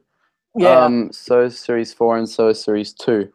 Man. So I reckon I'll put Series 7A in second. That was really good. Yeah. I mean, there were a few there was one like silly episode. Like, I mean, Dinosaurs on a Spaceship is kind of like a comedic, but I mean, the Doctor literally kills someone. Like, he literally leaves this guy to die. And then you also got in the town called Mercy, where he literally points a gun at this guy. Yeah. And then in Silent of the Daleks, the Doctor carrying Amy with the destroyed Daleks surrounded. Para 3, I felt it was good because it just reminds you of the classic series, a very Earth-based story. It just feels like it's a modern version of a unit story from the 70s. It's just I agree. Yeah. And then Angels Take Manhattan is like a showdown. It's like to the end. So yes. So so you would rank your best Series 9, Series 7A, and Okay, I'm just figuring out what I should put in third. It's either Series 2 or Series 4. We have that much. But I just really don't know what to put there. See, I don't really like. I sort of like Series 2, but kind of not. main reason why I don't like it is, well, everyone hates really, is the Doctor Rose sort of romance stuff. Like it was going to get all soapy. In fact, I heard that was one of the reasons why Christopher Eccleston left, because he didn't want that to go down that whole soapy, the Doctor and Rose stuff. And then, of course, Rose in Series 4, from Series 2 to crying all the time and running away and stuff and scared, to her in Series 4 being an absolute badass. And then it's just like they totally got rid of all that love stuff out of the window because you got the Metacrisis Doctor and solved with that. So I felt that was much better. So, yeah, that's my opinion, but that might raise a few pointers for you. Yeah, I reckon. Yeah, you have a good point. I just reckon on average, Series 4 episodes were better, and the overall story arc was better as well. It's like I think Series 4 has gotten close to being probably one of the most perfect seasons of all of New Who. Like, you've got like only like one crappy episode, which would probably What's that? actually, that's a good point. What could it be? A few people don't really like the Sontaran two-parter, but I thought it was alright. Yeah, sometimes Father was alright. Yeah. A few people don't really like Unicorn and the Wasp, but I really like that story. That's a very clever. I mean, no one definitely doesn't dislike the library two-parter. I mean, that was a really clever one. That was really dark. That one, I felt. Fires of Pompeii, I could sort of see. Fires of Pompeii was decent, actually. Yeah, I like that. Planet of the Ood. What about that one? That was pretty decent. Yeah. Oh wait, maybe the Doctor's Daughter. What about that one? Oh, yeah, that's the I reckon whole theme of conflict, but I Yeah. your point wasn't entirely that good. I mean, there is that. I mean, you've got that memorable scene of the Doctor literally pointing a gun at this guy's head. I mean, which no one really brings up, but I just keep on reminded of that because he's like he's really angry because But yeah, I think the Doctor's Daughter could be the weakest out of that, but still, I'd probably still give that one a 7 out of 10 or something. But yeah, so that's our thing. So now we're going to talk about other things with like Capaldi. So favorite now. Capaldi's gone, so this is like sort of the tribute part to Capaldi because obviously Series 10 is Capaldi's last season. So we're gonna talk about like best things about Capaldi. So first off, best costume he has. I mean, he's gone through loads throughout Series 9. Question. I reckon his Series 9 starter outfit was pretty good. Yeah, okay. Mine is definitely the one which he wore in The Lie of the Land, where he's got like the black, like stitched sort of jacket, and he's just like got it's like his regular thing. It looks very much like Capaldi's Doctor. Like, I really want that one to be the one he regenerates into. And yeah. With his Series 9 ones, I also liked his one that he wore in in Face the Raven and Heaven Sent, where it's his red velvet one. I like that one. But I don't really like his hoodie ones. Like he looks too hipster. Like one thing I picked up from someone's YouTube videos was that they're saying you can't really pin down Capaldi's Doctor. Like, first he's like dark and brooding, and then second he's just all this funny sort of thing, and it's just like you don't know which one's he, because obviously Capaldi was meant to be a dark and mysterious Doctor. He was meant to be like what they were going to do with Sylvester McCoy in season 27 before it got canned. But yeah, it's just like you don't really know which one. But I reckon in Series 10 you can see where that was, because you can definitely see the darkness in Series 10 with the Doctor doing all this stuff. And yes, so I think season 10 is definitely Capaldi's strongest season, in my opinion. So yes, so that went off topic a little bit, but that's my favorite Capaldi costume. I always loved the original black and black and red sort of velvet shirt, velvet jacket that he wore in Series 8. I mean, that's his default costume, but yeah. So now we're going to go on to Capaldi's favorite, best Capaldi speech. I mean, this is pretty obvious. I mean, what about you, Maddie? What you can go first. Favorite speech? I reckon his speech in the Saigon inversion, that was his best one. Of course. Yeah. Like, one thing I will give it, one thing I have criticized is that episode was really heavy-handed on the whole ISIS thing. Like, that was really heavy. Like, in like the Zygon inversion, like you see Osgood held captive with 2 Zygons beside her, and then you got behind a black flag with the Zygon thing. It's like you're not even trying to hide that that's not ISIS. Like, it's just like fully right in your face, and I don't think it's like that's not the sort of response you want. You want like it to be, okay, that's like maybe like if you got rid of all the other ISIS mumbo jumbo except for the speech and the flag, I reckon it would have been. It wouldn't have been as heavy-handed and would have had a better response than what we got. So, yeah. So, that speech was good. But, of course, my second favourite has to be the one in the Dr. Falls where he talks about kindness and... Yeah, I agree. Yeah. Yeah. Okay, so now favourite quote. This might be a bit hard to do. What would you go, Matt? Wait, what are we going for again? Sorry, I had to, best Capaldi quote.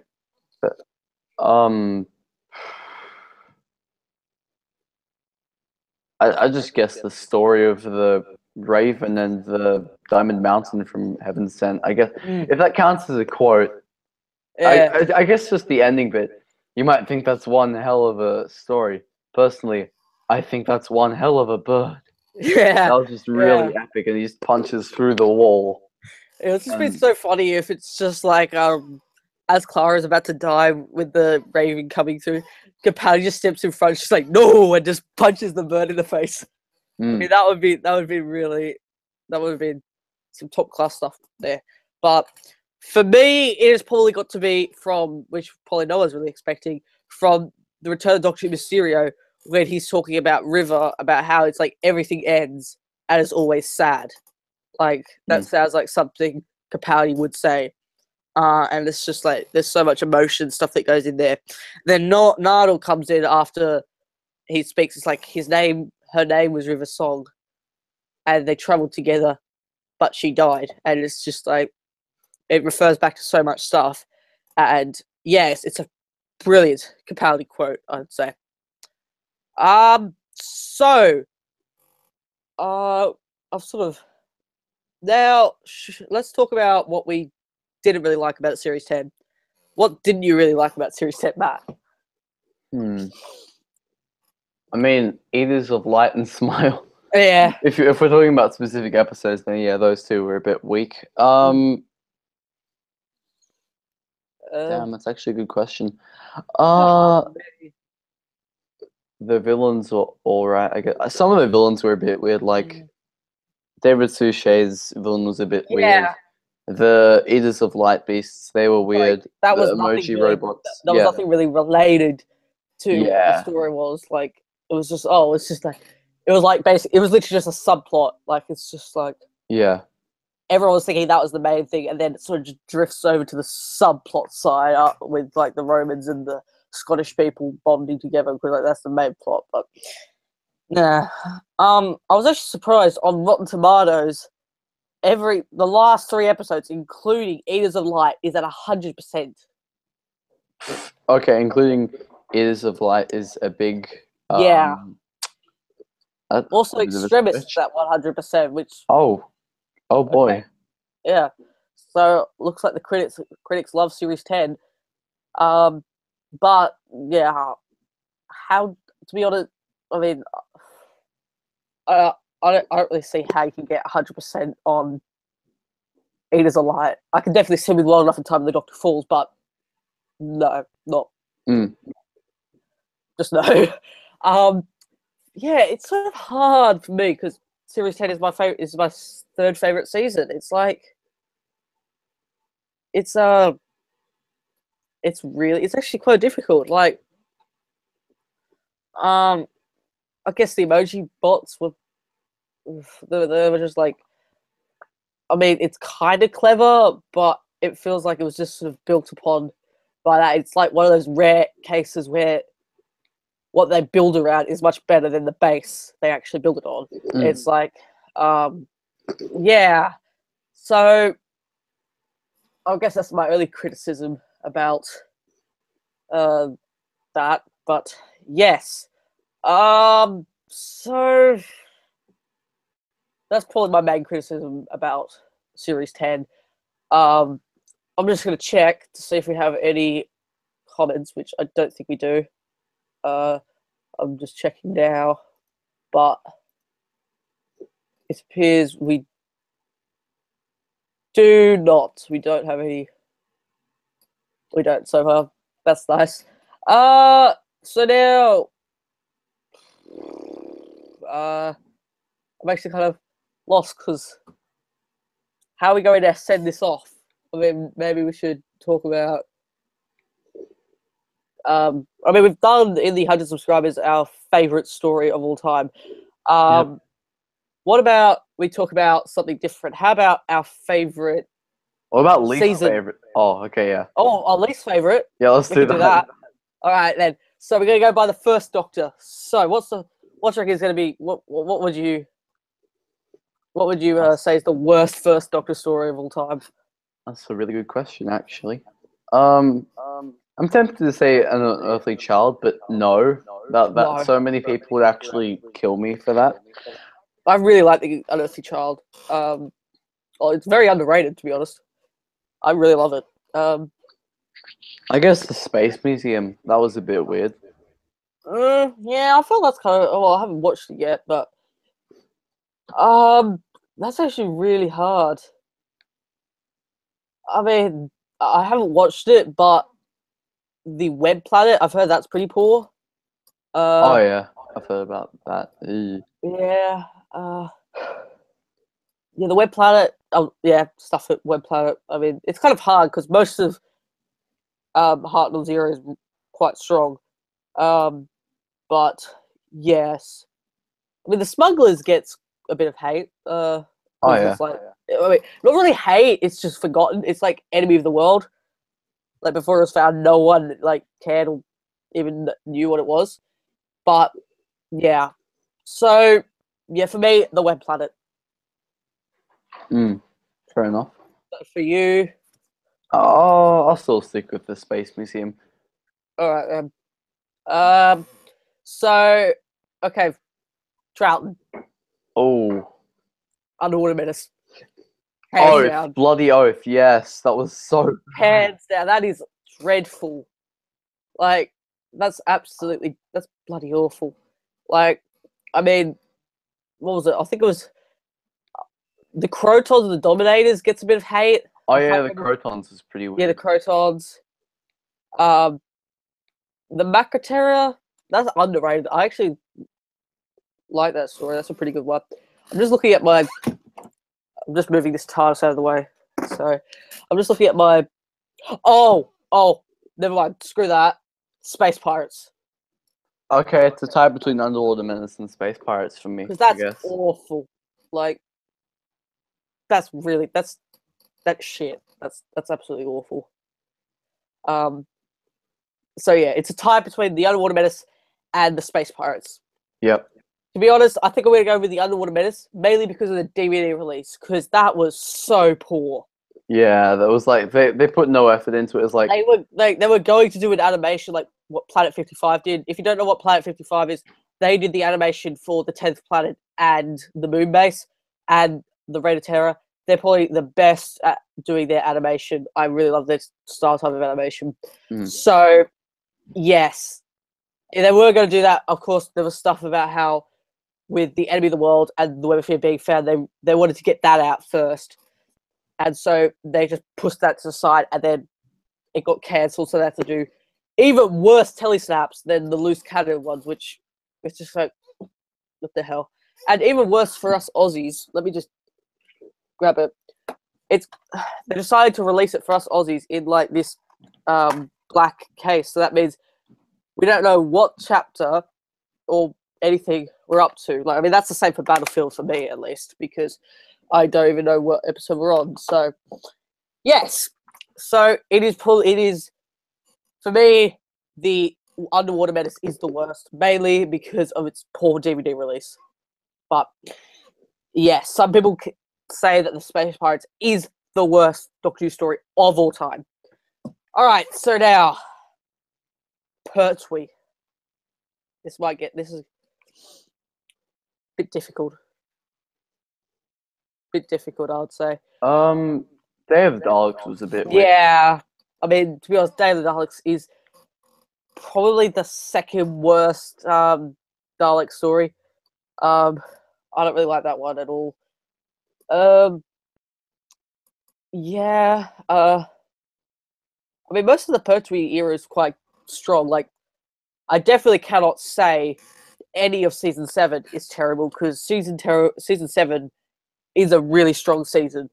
Like, you've got Spearhead from Space, Doctor Who and Silurians, the Ambassadors of Death, and the brilliant finale, Inferno. So I can't really say much about that. So, looking at it, yes, I can see. Death of the Daleks. No, actually, I actually liked Death of the Daleks. Yeah. Ironically, I don't know why.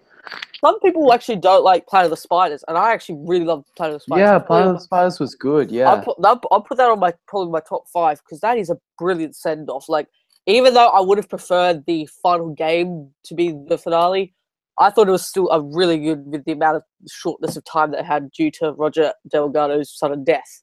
Mm. Okay, now this may seem hard, but it's actually quite easy. Tom Baker. Ooh.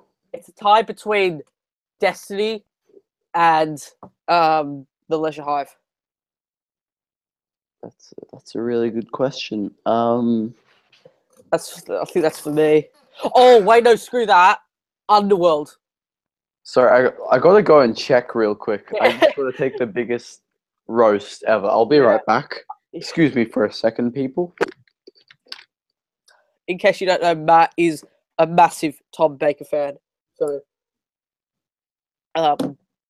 he's Matt's favorite Doctor. So, yes. So, yeah. To be honest, I'd probably change it between a tie between the Leisure Hive, Destiny of the Daleks, and Underworld, because Underworld is absolutely crap. It is really, really crap. It's shit. It's so bad.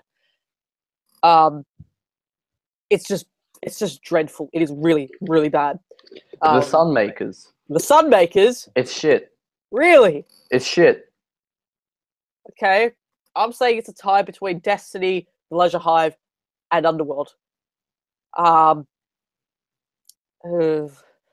mean, Destiny of the Daleks has the Movellans, which look really silly, but Big Finish are doing them, so I guess, okay. The Leisure Hive, what the heck is that? Like, it's just, the Underworld is just like, it's just why? It's got like laughable villains and stuff. Yeah.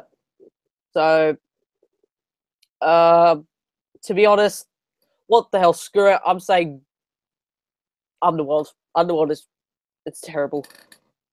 That'll probably be the last Doctor Who DVD I will buy. Wow. Yeah. All right. So now we go to the Peter Davison era. What would we say? A lot of people really hate Castrovelva. Oh no, that was alright. Yeah, that was good. I mean, I've only got 3 Davison stories, so can't really say much. But Warriors of the Deep. Yeah, fair enough. Yeah, Warriors in the Deep is just, yeah, that was pretty terrible. Now, Sixth Doctor. I am not going to say the Twin Dilemma. There is something worse. Oh my than twin gosh. drama. Something worse than is it Time Lash? Yes, it is. Time Oh my Lash gosh. is absolutely. It is really. It is a pile, massive piles of dog shit. It is absolutely terrible. Okay, It is I the have never seen it. What's it like? Like, why is it bad? It's just terrible. It's got like you've got like this guy who's half morphed, and it's just like all he just wants to do is like freaking like he doesn't he literally just doesn't do anything. He's just so awful. Now I'm not going to blame Colin Baker for this. It is not his fault. To be honest, he's probably the best thing because he acts so well with such a shitty script. Oh boy, he's It's just making like something out of nothing. yeah, well, yes, but like people who seriously need to know. Seriously, it wasn't Colin's fault. It was the writers' fault. It was the BBC's fault. They didn't want to they didn't want to put any more effort into the series. They just wanted to get rid of it all. They were just like, what the whatever. They were just lazy on the writing. Like people should seriously give Colin credit for actually willing to put up with all this terrible writing and stuff. So good job. But yes, Time Lash, absolute worst. Absolute bloody terrible. Mm. So what would you do it for you, Matt? Well, I can't say. I'm not going to say Time Lash because I haven't watched it yet. Mm. So that obviously leaves me with the Twin Dilemma. It was just such a bad start. Just dragged on. It was just bad. Yes. Like Well, it was the whole idea behind the threat. That was quite right. relatively ingenuitive. That's not even how you say it. My bad. Just he wants to like fuck up the sun to scatter his eggs or her. I didn't even know what that was. That was clever. I'll give it that. But besides that, it was a shit episode. I mean, Colin, oof. How are you meant to act with something like that? Yeah, like seriously, to be honest, he should deserve like an Oscar for that to putting up with all that. I mean, I can see why. I mean, if he secretly was decided to quit and then just made up all that stuff about him being fired, I reckon I could see why he would have left. But yes, so that's the worst down. Now we come to 7. Oh. Now I'm trying to think of. This is going to get a bit interesting. I'm thinking either a TV story or a Big Finish story. For the Seventh Doctor. Yeah. Well, yeah. I can't really do Seventh Doctor audio. Yeah. So I'll just stick to TV. You can go to audio if you want. That'll be interesting. I mean, like, season 24 is probably the worst season of all time. I mean, that was just absolutely terrible. Delta and the Bannerman, that was trash. Yeah. I'd probably say Time of the Rani was worse than Delta and the Bannerman. Because I felt Delta and the Bannerman had some pretty dark stuff in there. Like, it's how the Doctor literally... the bad guys literally sort of actually get a bit frightened of the Doctor because he's so aggressive in that sort of story a bit. And then it's like a perfect balance between humorous and seriousness. But the audio story for all you Big Finish fans thinking is Bang Bang Bada Boom. That sounds like a very strange audio. It's like this weird. It's weird. It's all over the place with like the Doctor going to like fairs and stuff. It's just all over the place. It's very strange, but to be honest, it's just.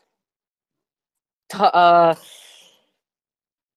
say Time Already is a guilty pleasure for me. I would probably give that.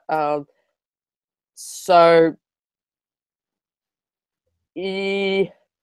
Paradise Towers is, alright. Oh, yeah, that was a bit weird. Dragonfire, I kind of want to leave out because there's some pretty good stuff in there. Even though the plot is pretty silly. You know what? I'm going to have to agree with you with Delta and the Bannerman. It's just so, like, silly. Like, like it just like the seriousness gets drowned out by all the silliness and stuff. It's just that bad. It's absolute tripe. Now, okay, Eighth Doctor. So this is gonna be interesting. So I'm trying to think of a really terrible Big Finish story, but I can't because there's none that's absolutely terrible. I mean, there's a few weak ones, but there's no ones that are really terrible. Like a few weak ones I can see is Minuet in Hell is okay. Seasons of Fear is very underrated because that's got the return of the Naimon, which actually managed to actually give them justice after that's terrible. weird. Yep. You've got probably The Creed of the Common, which I'm actually currently listening to. That's all right. And I think that's basically it. Oh, Time of the Daleks. Time of the Daleks is just... It was very confusing for me. Daleks quoting Shakespeare. I mean, it sounds funny, and then you listen to it, it's like there's hardly any. There's literally only like one line of Shakespeare in it. It's just like weird. So, I mean, I'm neglecting to talk about the TV movie because it's because like that was his only story, and I feel bad for hating on it. But you know what? Stuff it. Time of the Daleks is the worst. It is so bad. It was a really disappointing finale for the Dalek Empire collection. So first you start off with a really good story, the Genocide Machine, which is the Daleks' first appearance. Then you've got what was it? The Apocalypse Elements, which is basically the Time War, except it's like a smaller scale. Except Daleks invading Gallifrey. You've then got the mutant phase, which is one of the weakest points. This is where it starts to go down a bit with the Fifth Doctor, and it's sort of like. Then you've got Time of the Daleks, which is just like what the heck is this? It's just, I don't like Time of the Daleks. It's awful. It's absolutely terrible. So for me, Time of the Daleks is the worst. Actually, I tell a lie. No, it is not. Doom Coalition 2. That is dreadful. That is so bad. Why is it bad? It's so bloody confusing. It's like people give it like a 3 or a 2 out of 10. It's so bad. It's like all over the place. You don't know where it's going. It's just like Beachhead. Like it's an alright story, except you've got the Vord as the main villains. It's like you can probably choose a better villain than the Vord. I think it would have worked better if it was a thing. Scenes of Her Life is probably the best out of that because it explores like a broken. It's basically what if a TARDIS was like destroyed, and then it's like how its insides are creeping out into the outside. So literally, there's this heap of rock that's a TARDIS. That's like a city. That's made out of a TARDIS. The Gift is bloody pointless. All it talks about is the San Francisco earthquake in 1903 or something. I mean, the only reason why you would listen to it, to be honest, is to A, keep up with the story, and B, because the Eighth Doctor returns to San Francisco, except earlier. And then you got the Sonomancer, which is all right. I mean, you got Return of River, but to be honest, I didn't like that one. Except, to be honest, Doom Coalition was redeemed after 3 and 4, because that's some brilliant stuff right there. So for me, Doom Coalition 2 is the worst Eighth Doctor sort of story or set of stories for me. So, Matt, I guess you can't really say much of that, so... Yeah, just the TV movie. Yeah. So, yes. So now we move on to the Ninth Doctor. This is really hard. This is quite hard, because Series 1 is my second favourite one from all time. So, Boomtown. It's either actually no. I really liked Boomtown. Yeah, Boomtown was good. World War III and Aliens of London or whatever. That was bad. Really? Kind of. I mean, I don't really care about the leads. I really liked how it was like. This is like it's a brilliant formula. So you start with the Earth-based episode where the companion meets the Doctor. Then you go into the future, see the dangers, see the past, see what happens if you influence that. Then you go back to Earth-based. It's like a really good formula, and I really liked how when she returns, it's literally like 12 months later. It's a whole year. It's like way back in those days. So yes. Oh, I mean, End of the World. It's okay. Long Game gets a lot of hate. I mean, Long Game is okay. I enjoy that one. Simon Pegg is against her. Yeah, Simon Pegg. Yeah, it's really hard because even if you vote one episode is the worst, it's going to be probably up like a 6 or a 7 or 8 out of 10 because like series 1 is so good. I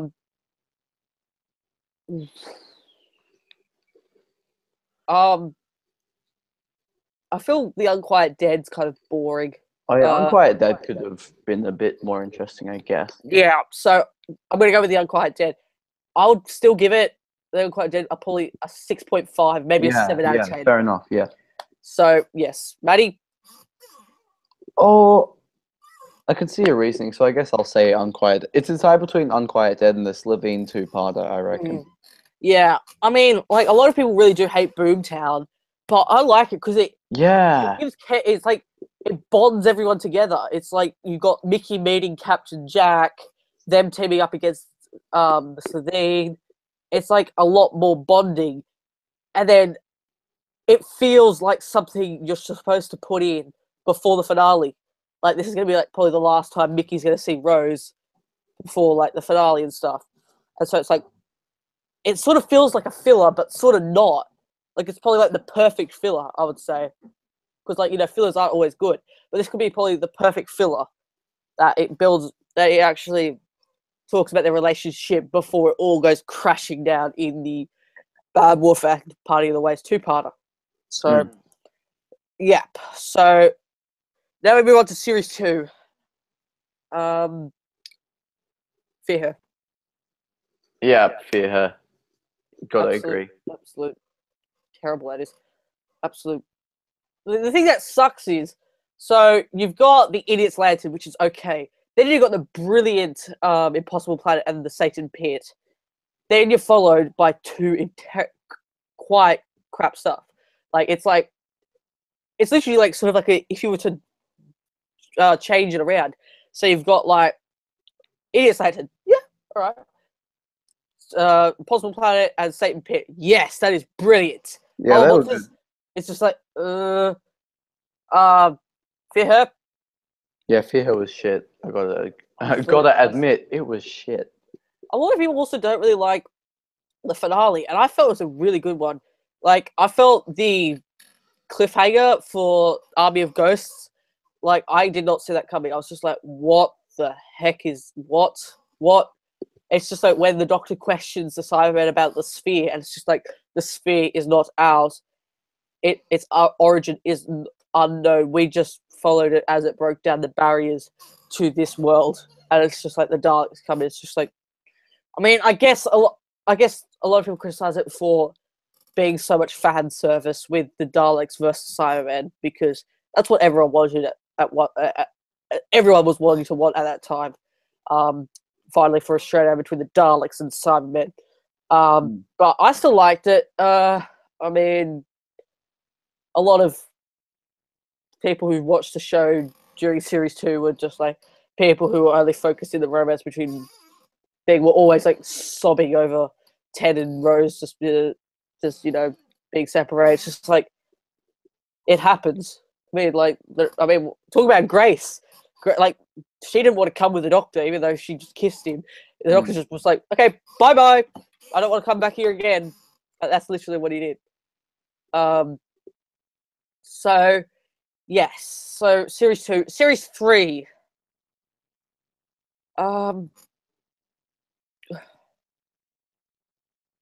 Ooh. Evolution of the Daleks and Daleks in Manhattan. That's probably the second worst Dalek story of all time, and the worst Dalek story in the new Who series.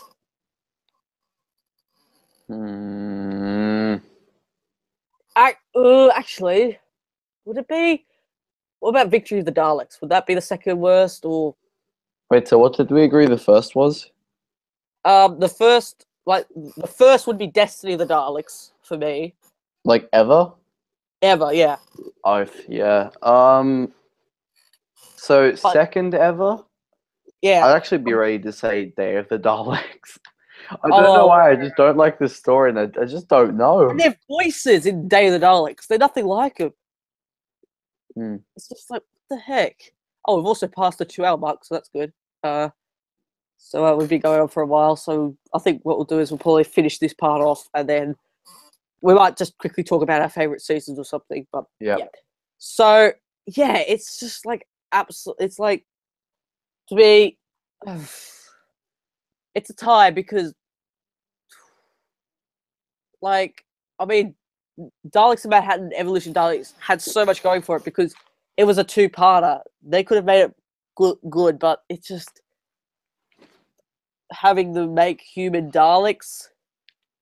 It's just, I mean, it didn't feel like that. Like, it felt like that was only crammed into like the last few minutes of the actual episode. I felt like Dalek Sec was like really unnecessary, to be honest. I mean, you can sort of see why they did it to, like, shape the Daleks, sort of change them. But of course, the Daleks weren't going to stand for that. But yeah, so yeah. So going back to Series 3 being the worst episode, yeah. I'm saying that Lazarus Experiment is better than Daleks in Manhattan. And you're right. Just having a sneeze, if that's okay. Right. So yeah, in my opinion, Daleks in Manhattan and Evolution of the Daleks is worse than the Lazarus Experiment. So yeah. Maddie? What's for season 3? Oh, the Daleks in Manhattan. Oh boy, it was okay. They introduced us to the characters. I reckon we felt relatively involved with them, I guess. So that was good, I guess. But on the other hand, like, did we really need a human Dalek?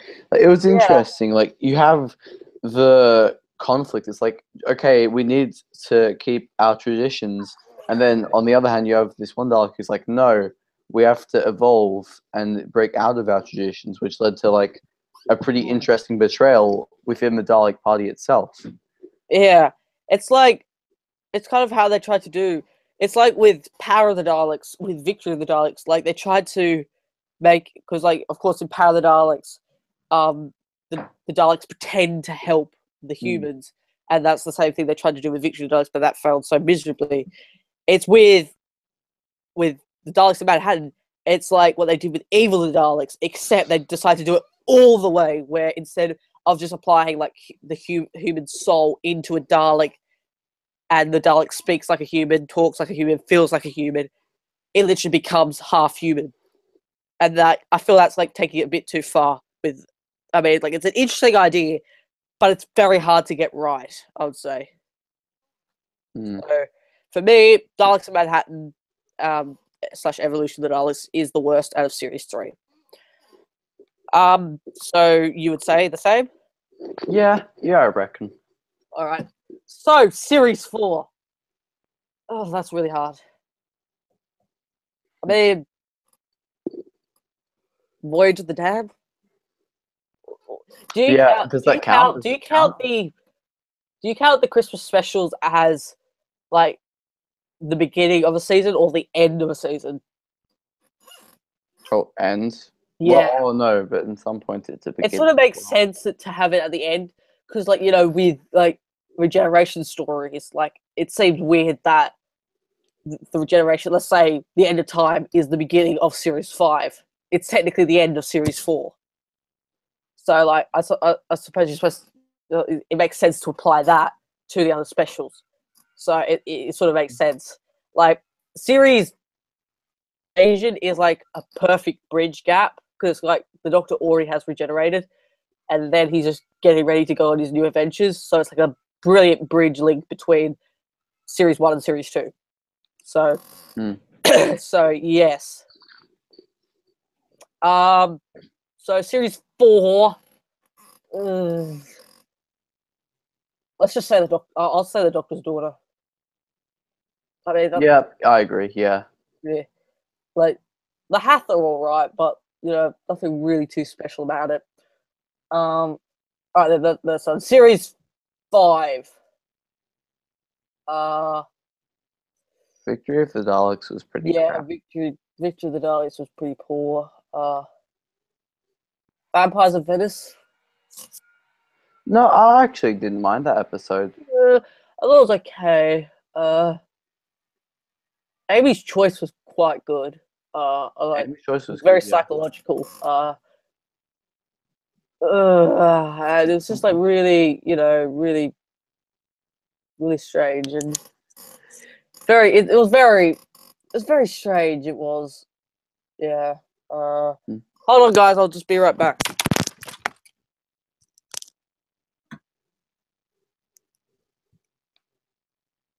Well, that happened.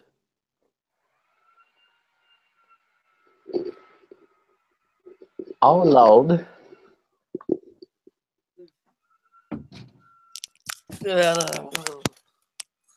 What'd you get? Oh, sorry about that, guys. That was just some family stuff, but whatever. So basically, yeah. So Victory of the Daleks. Yeah, Victory of the Daleks was bloody awful. Victory, like no one really wanted the Paradigm Daleks after that because they look so cheap. But like, I mean, I've got like my Asylum Paradigm Dalek right here, and to be honest, he actually looks pretty badass. Like he's got like all these scruff marks. Like he actually looks kind of cool. But the thing was, like with the Paradigm Daleks in Victory, it was just like they look so cheap. They look so clean. It's just they look like it's literally like an excuse to search merchandise. Yeah, I guess. Like, yeah, it's just not really good compared to probably one of the best Dalek designs we've got, where it's like gold with tank and it's proper like rusted, dirty. It looks like it's been worn and stuff. So yes, for me, Victory of the Daleks is the worst out of Series 5. Fair enough. Yeah, I agree. Okay, so Series 6. There's a lot to choose from. Yeah, which one? That's the question. I'm gonna get up a list. Yeah. I can't really remember that much from Series 6. A lot of people don't like Closing Time. I actually like Closing Time. It is probably the second best for me out of Series 6. Like, it is my second. You know what? No. It's not for the season. The Doctor and the Widow and the Wardrobe. Does this count? Can we? Yeah, does so this you can count that because it's technically. Okay, yes, I agree. That is probably the worst New Who episode of all time. The worst Christmas special, hands down. It is so bloody awful. Yeah, that was actual shit. Like, it is just like trying to rip off like freaking all the classics, like Christmas films and stuff. It's absolutely terrible. I just really hate that one. Like, I just wish I didn't have Netflix or anything, so then I wouldn't be tempted to go and rewatch that episode. Because for me, there's been no episode I've ever watched. I've rewatched with. I've never watched an episode since broadcast. I can't. It's hard to say. It's like it's basically. So literally, I've seen every episode, like at least once after broadcast. Like I've probably watched every episode like 20 times after broadcast. So I've never seen an episode that I haven't seen since broadcast. It sounds so complicated, but yeah. So series 6, definitely the Doctor, the Weird Wardrobe. It's absolute shit. It's terrible. Would you say the same? Yes. Yeah, Yes, I would. It's terrible. Series 7. Oh, like all of it? No, Or are we doing it in parts? we're doing episode stories. So if it's a two-parter, which there was none. No, isn't like, are we doing it with A and B or? I mean, you can choose. To be honest, since Series 7B is the worst. Yeah, I'll agree. Yeah. Yeah, 7B. Hyde was a massive letdown. Yeah, that's Rings true. of Akaten. Actually, Hyde was okay, in my opinion. Yeah. It was okay. Nightmare and Silver. I mean, Oh, yeah, that was... I mean, they dropped the whole thing about the Cyberman managing to, like, be like the Flash. They dropped that after that episode and just replaced it with flying, which, to be honest, I prefer that than freaking going around, like, running around like the Flash. Name of the Doctor is probably the third most disappointing finale. Yeah, but how did John hurt, though? Yeah, I mean, yeah, okay, I could see why that would sort of redeem it, because it has probably one of the best cliffhangers ever. I'm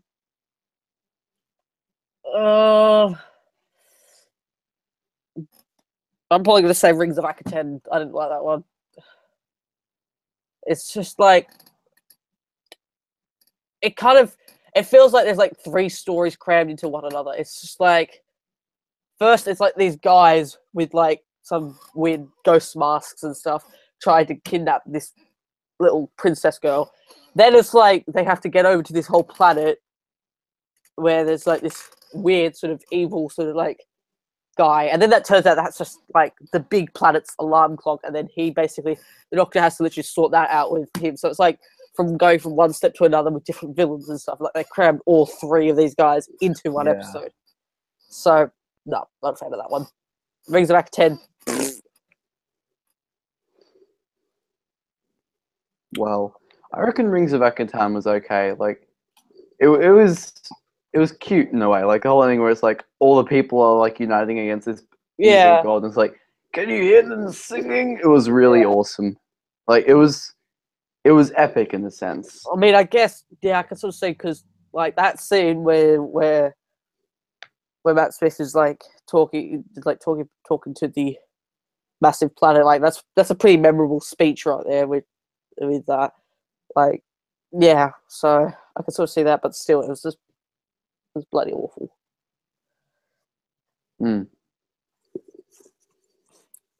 So, what would you say? I mean, 7B was a lot of a letdown. You're right, Hyde was a bit weird. I don't mind it though. It was going so well, and then the ending was just... Yeah. Hating it. It was just so bad. Like, when it's just like... Because, like, it's just like, oh, this is a really clever ghost story. Nope. It's about a woman who's just got lost in space and stuff. So, yeah. Didn't like that one at all. Absolutely tripe that was. So for me, Rings of Akaten. I'm still not gonna say Rings of Akaten. I just like the ending too much. I'm sorry, but yeah, that's just stuck with me, I guess, and it's like preventing me from saying that I'd put the Rings of Akaten there. So I don't know. I guess Nightmare and Silver. It's like a tie between that or Hyde, I guess. Yeah, right. Okay, Nightmare and Silver then. Okay, so actually, could we say Time of the Doctor? I guess we could say Time of the Doctor, but to be honest, I think mind that, actually. Time of the Doctor is better than Rings of Akaten. To an extent, yeah. But, and Day of the Doctor for me is quite a bit of a letdown, because I didn't really like Day of the Doctor. I haven't watched it that much, because it's like first it's like dealing with Zygons, then it's just the end where they decide to save Gallifrey. So it's like kind of like two stories mixed into one massive thing. I mean, I guess since it's like an hour-long special, they can cram that in, but yeah. Okay, so Series 8. Oh, In the Forest of the Shite. yes. Yeah. Okay. Yeah. Just to think of any other worse ones. Into the Dark was also pretty shit. Really? Kind of. I really liked Into the Dalek because for once they actually did something different. Like that's something we've never seen. Going inside a Dalek. That's very unique. I mean, yeah, it's unique, but was it actually a good story? Oh, look, I guess it was because like there's the whole is the Doctor good or bad after its regeneration? We're really confused after the deep breath. So it's as a standalone story, it's kind of bad, but when you put it into context, it's good. Yeah. Yeah. I'm still saying In the Forest of the Shite. That was terrible. Yeah, I agree though. So okay, now Series 9. This is hard for me because Series 9 is my second worst story of all time. Season for me. The Woman Who Lived. Yeah, The Woman that was pretty. Like either that or Sleep No More. It's a dead tie. I liked Sleep No More. I sort of like Sleep No More mainly because it was unique. Again, with Into the Dalek, it was unique. Like how with the YouTube with the it's like a found footage sort of film. It's like it looks really cool. Yeah, it was like so yeah. I'm trying to think if The Woman Live is worse than Hellbent. Yes. Yeah. I mean, actually, you know what? I'm still gonna say The Woman Who Lived because okay. You know how I said before I haven't watched any. I've watched every episode after broadcast. The Woman Who Lived is the only one I haven't watched since broadcast. Oh. Yeah, and The Girl Who Died. So those two I haven't watched. It's just fair enough. Actually, most of season 9. Actually, I mean, I've only rewatched The Magician's Apprentice, The Witch's Familiar, Before the Flood, Under the Lake, the Zygon 2-parter, Face the Raven, and Heaven Sent and Hellbent. But even though Hellbent is the most disappointing final, the worst season final of all time, Woman Who Lived. That's terrible. I really hate that. So now for Series 10, we reach the end, which for me is Knock Knock. I mean, no, not Knock Knock. Eaters of Light. That was. I'm tossing up between Eaters of Light and Smile. Yeah, Eaters of Light. Eaters of Light gets it. Like literally, it felt like there was sort of no plot there. There was no massive thing. So, yes. So that brings the end to that. Now I think we might as well talk about something quickly. Our favorite season of all time. That includes classic and New Who season. So for me, I'm going with season 4. And now I'm saying season 4, not series 4. Season 4, which is basically the first time we had a crossover. So this was really the first season where we had the Doctor change his appearance over to someone else. So this season ran from the Smugglers all the way to Evil the Daleks. This is my favorite season of all time. So even though it's got probably the second one of the worst Troughton stories of all time, it's still bumped up with so many good other ones. So you got the Smugglers, which is an all right story. Got Ben and Polly being introduced. You got the 10th Planet, which is my favorite Hartnell story of all time. Then you got Power of the Daleks, which is all right, not too great. A lot of people really love this story. I'm not a fan of it. I don't really like it. It's just like it feels like another ordinary episode. So yeah. Then you got the Highlanders, which of course it's Jamie's first story. So what the hell? The Underwater Menace. Okay, that's a downer. Then you got the spectacular The Moon Base. That was really good. I really liked how with the atmospheric with Cybermen on the moon, taking a different direction with weather and stuff. Then you got the Makatera, which is an okay story. The Faceless One's my second favorite missing story of all time, and then followed by my favorite missing story of all time, The Evil of the Daleks, a brilliant one. So for me, season 4, so 1966, is my favorite story of all time. Yes, so that's for me. That's a good point. What's a good one? Tom Baker's first season, that was pretty good. Yes, that was season 12 was brilliant. Yep.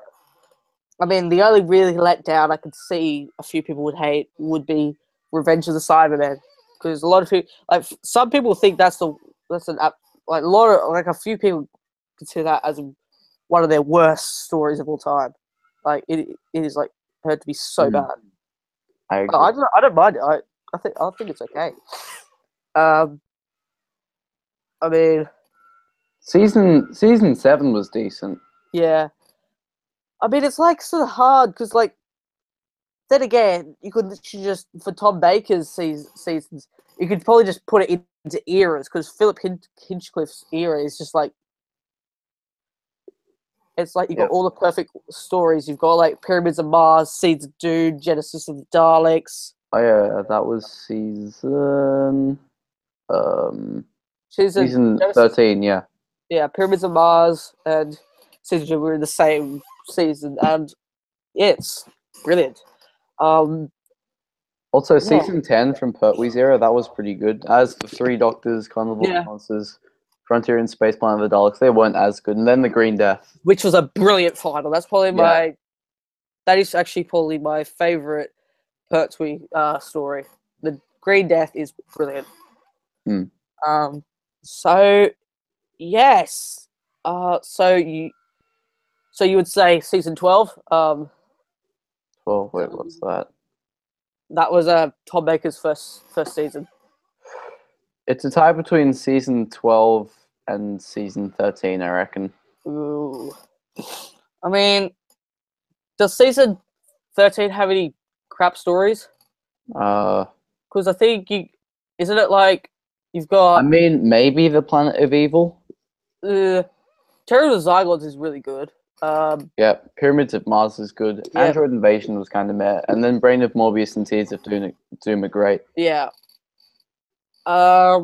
Right. So for me, it's going to be season 4 because that is brilliant. Even though there's only one terrible story and there's a sort of story power of the Daleks. Are we with season 13? I reckon. All right. Then. I mean, yeah, I could sort of see why. So, I mean, probably my second favorite or third would probably be season 25. Except, Silver Nemesis is a bit of a letdown. But I mean, season 26 is brilliant because you've got Battlefield, Ghostlight. Yeah, to be honest, Battlefield, Ghostlight, Curse of Fenric Survival. Season 26 is a brilliant season. Brilliant send off to that, even though it was cancelled. But yes, so that's it. I think. So I think we have reached the end. We've been recording for 2 hours and 30 minutes. That's a lot, quite a lot indeed. So before we go, we'll just talk about what's happening on each other's channels. So Matt, nothing really happening on your channel? Nah, I might release something soon. I don't know. Just stay tuned. Watch this space, all that stuff. Yeah. For me, I don't really know because, to be honest, this was like the major thing that I was leading up to. So this live stream was a massive big thing that I was leading up to. So yes, I'll still be making videos. Not sure what on now because I've got all my videos that I wanted out. I might do something. I actually don't know. If I could, maybe I might do my first ever collection update if I manage to get Doctor Who magazine, some DVDs and maybe some Big Finish audios. I don't know, but that could be something. But yeah, I have no idea. So I might do a few more gaming videos, return back to gaming, I don't know. I mean, well, we're entering the last week of holidays for us, so not much to happen really. But yes, so I think that's it.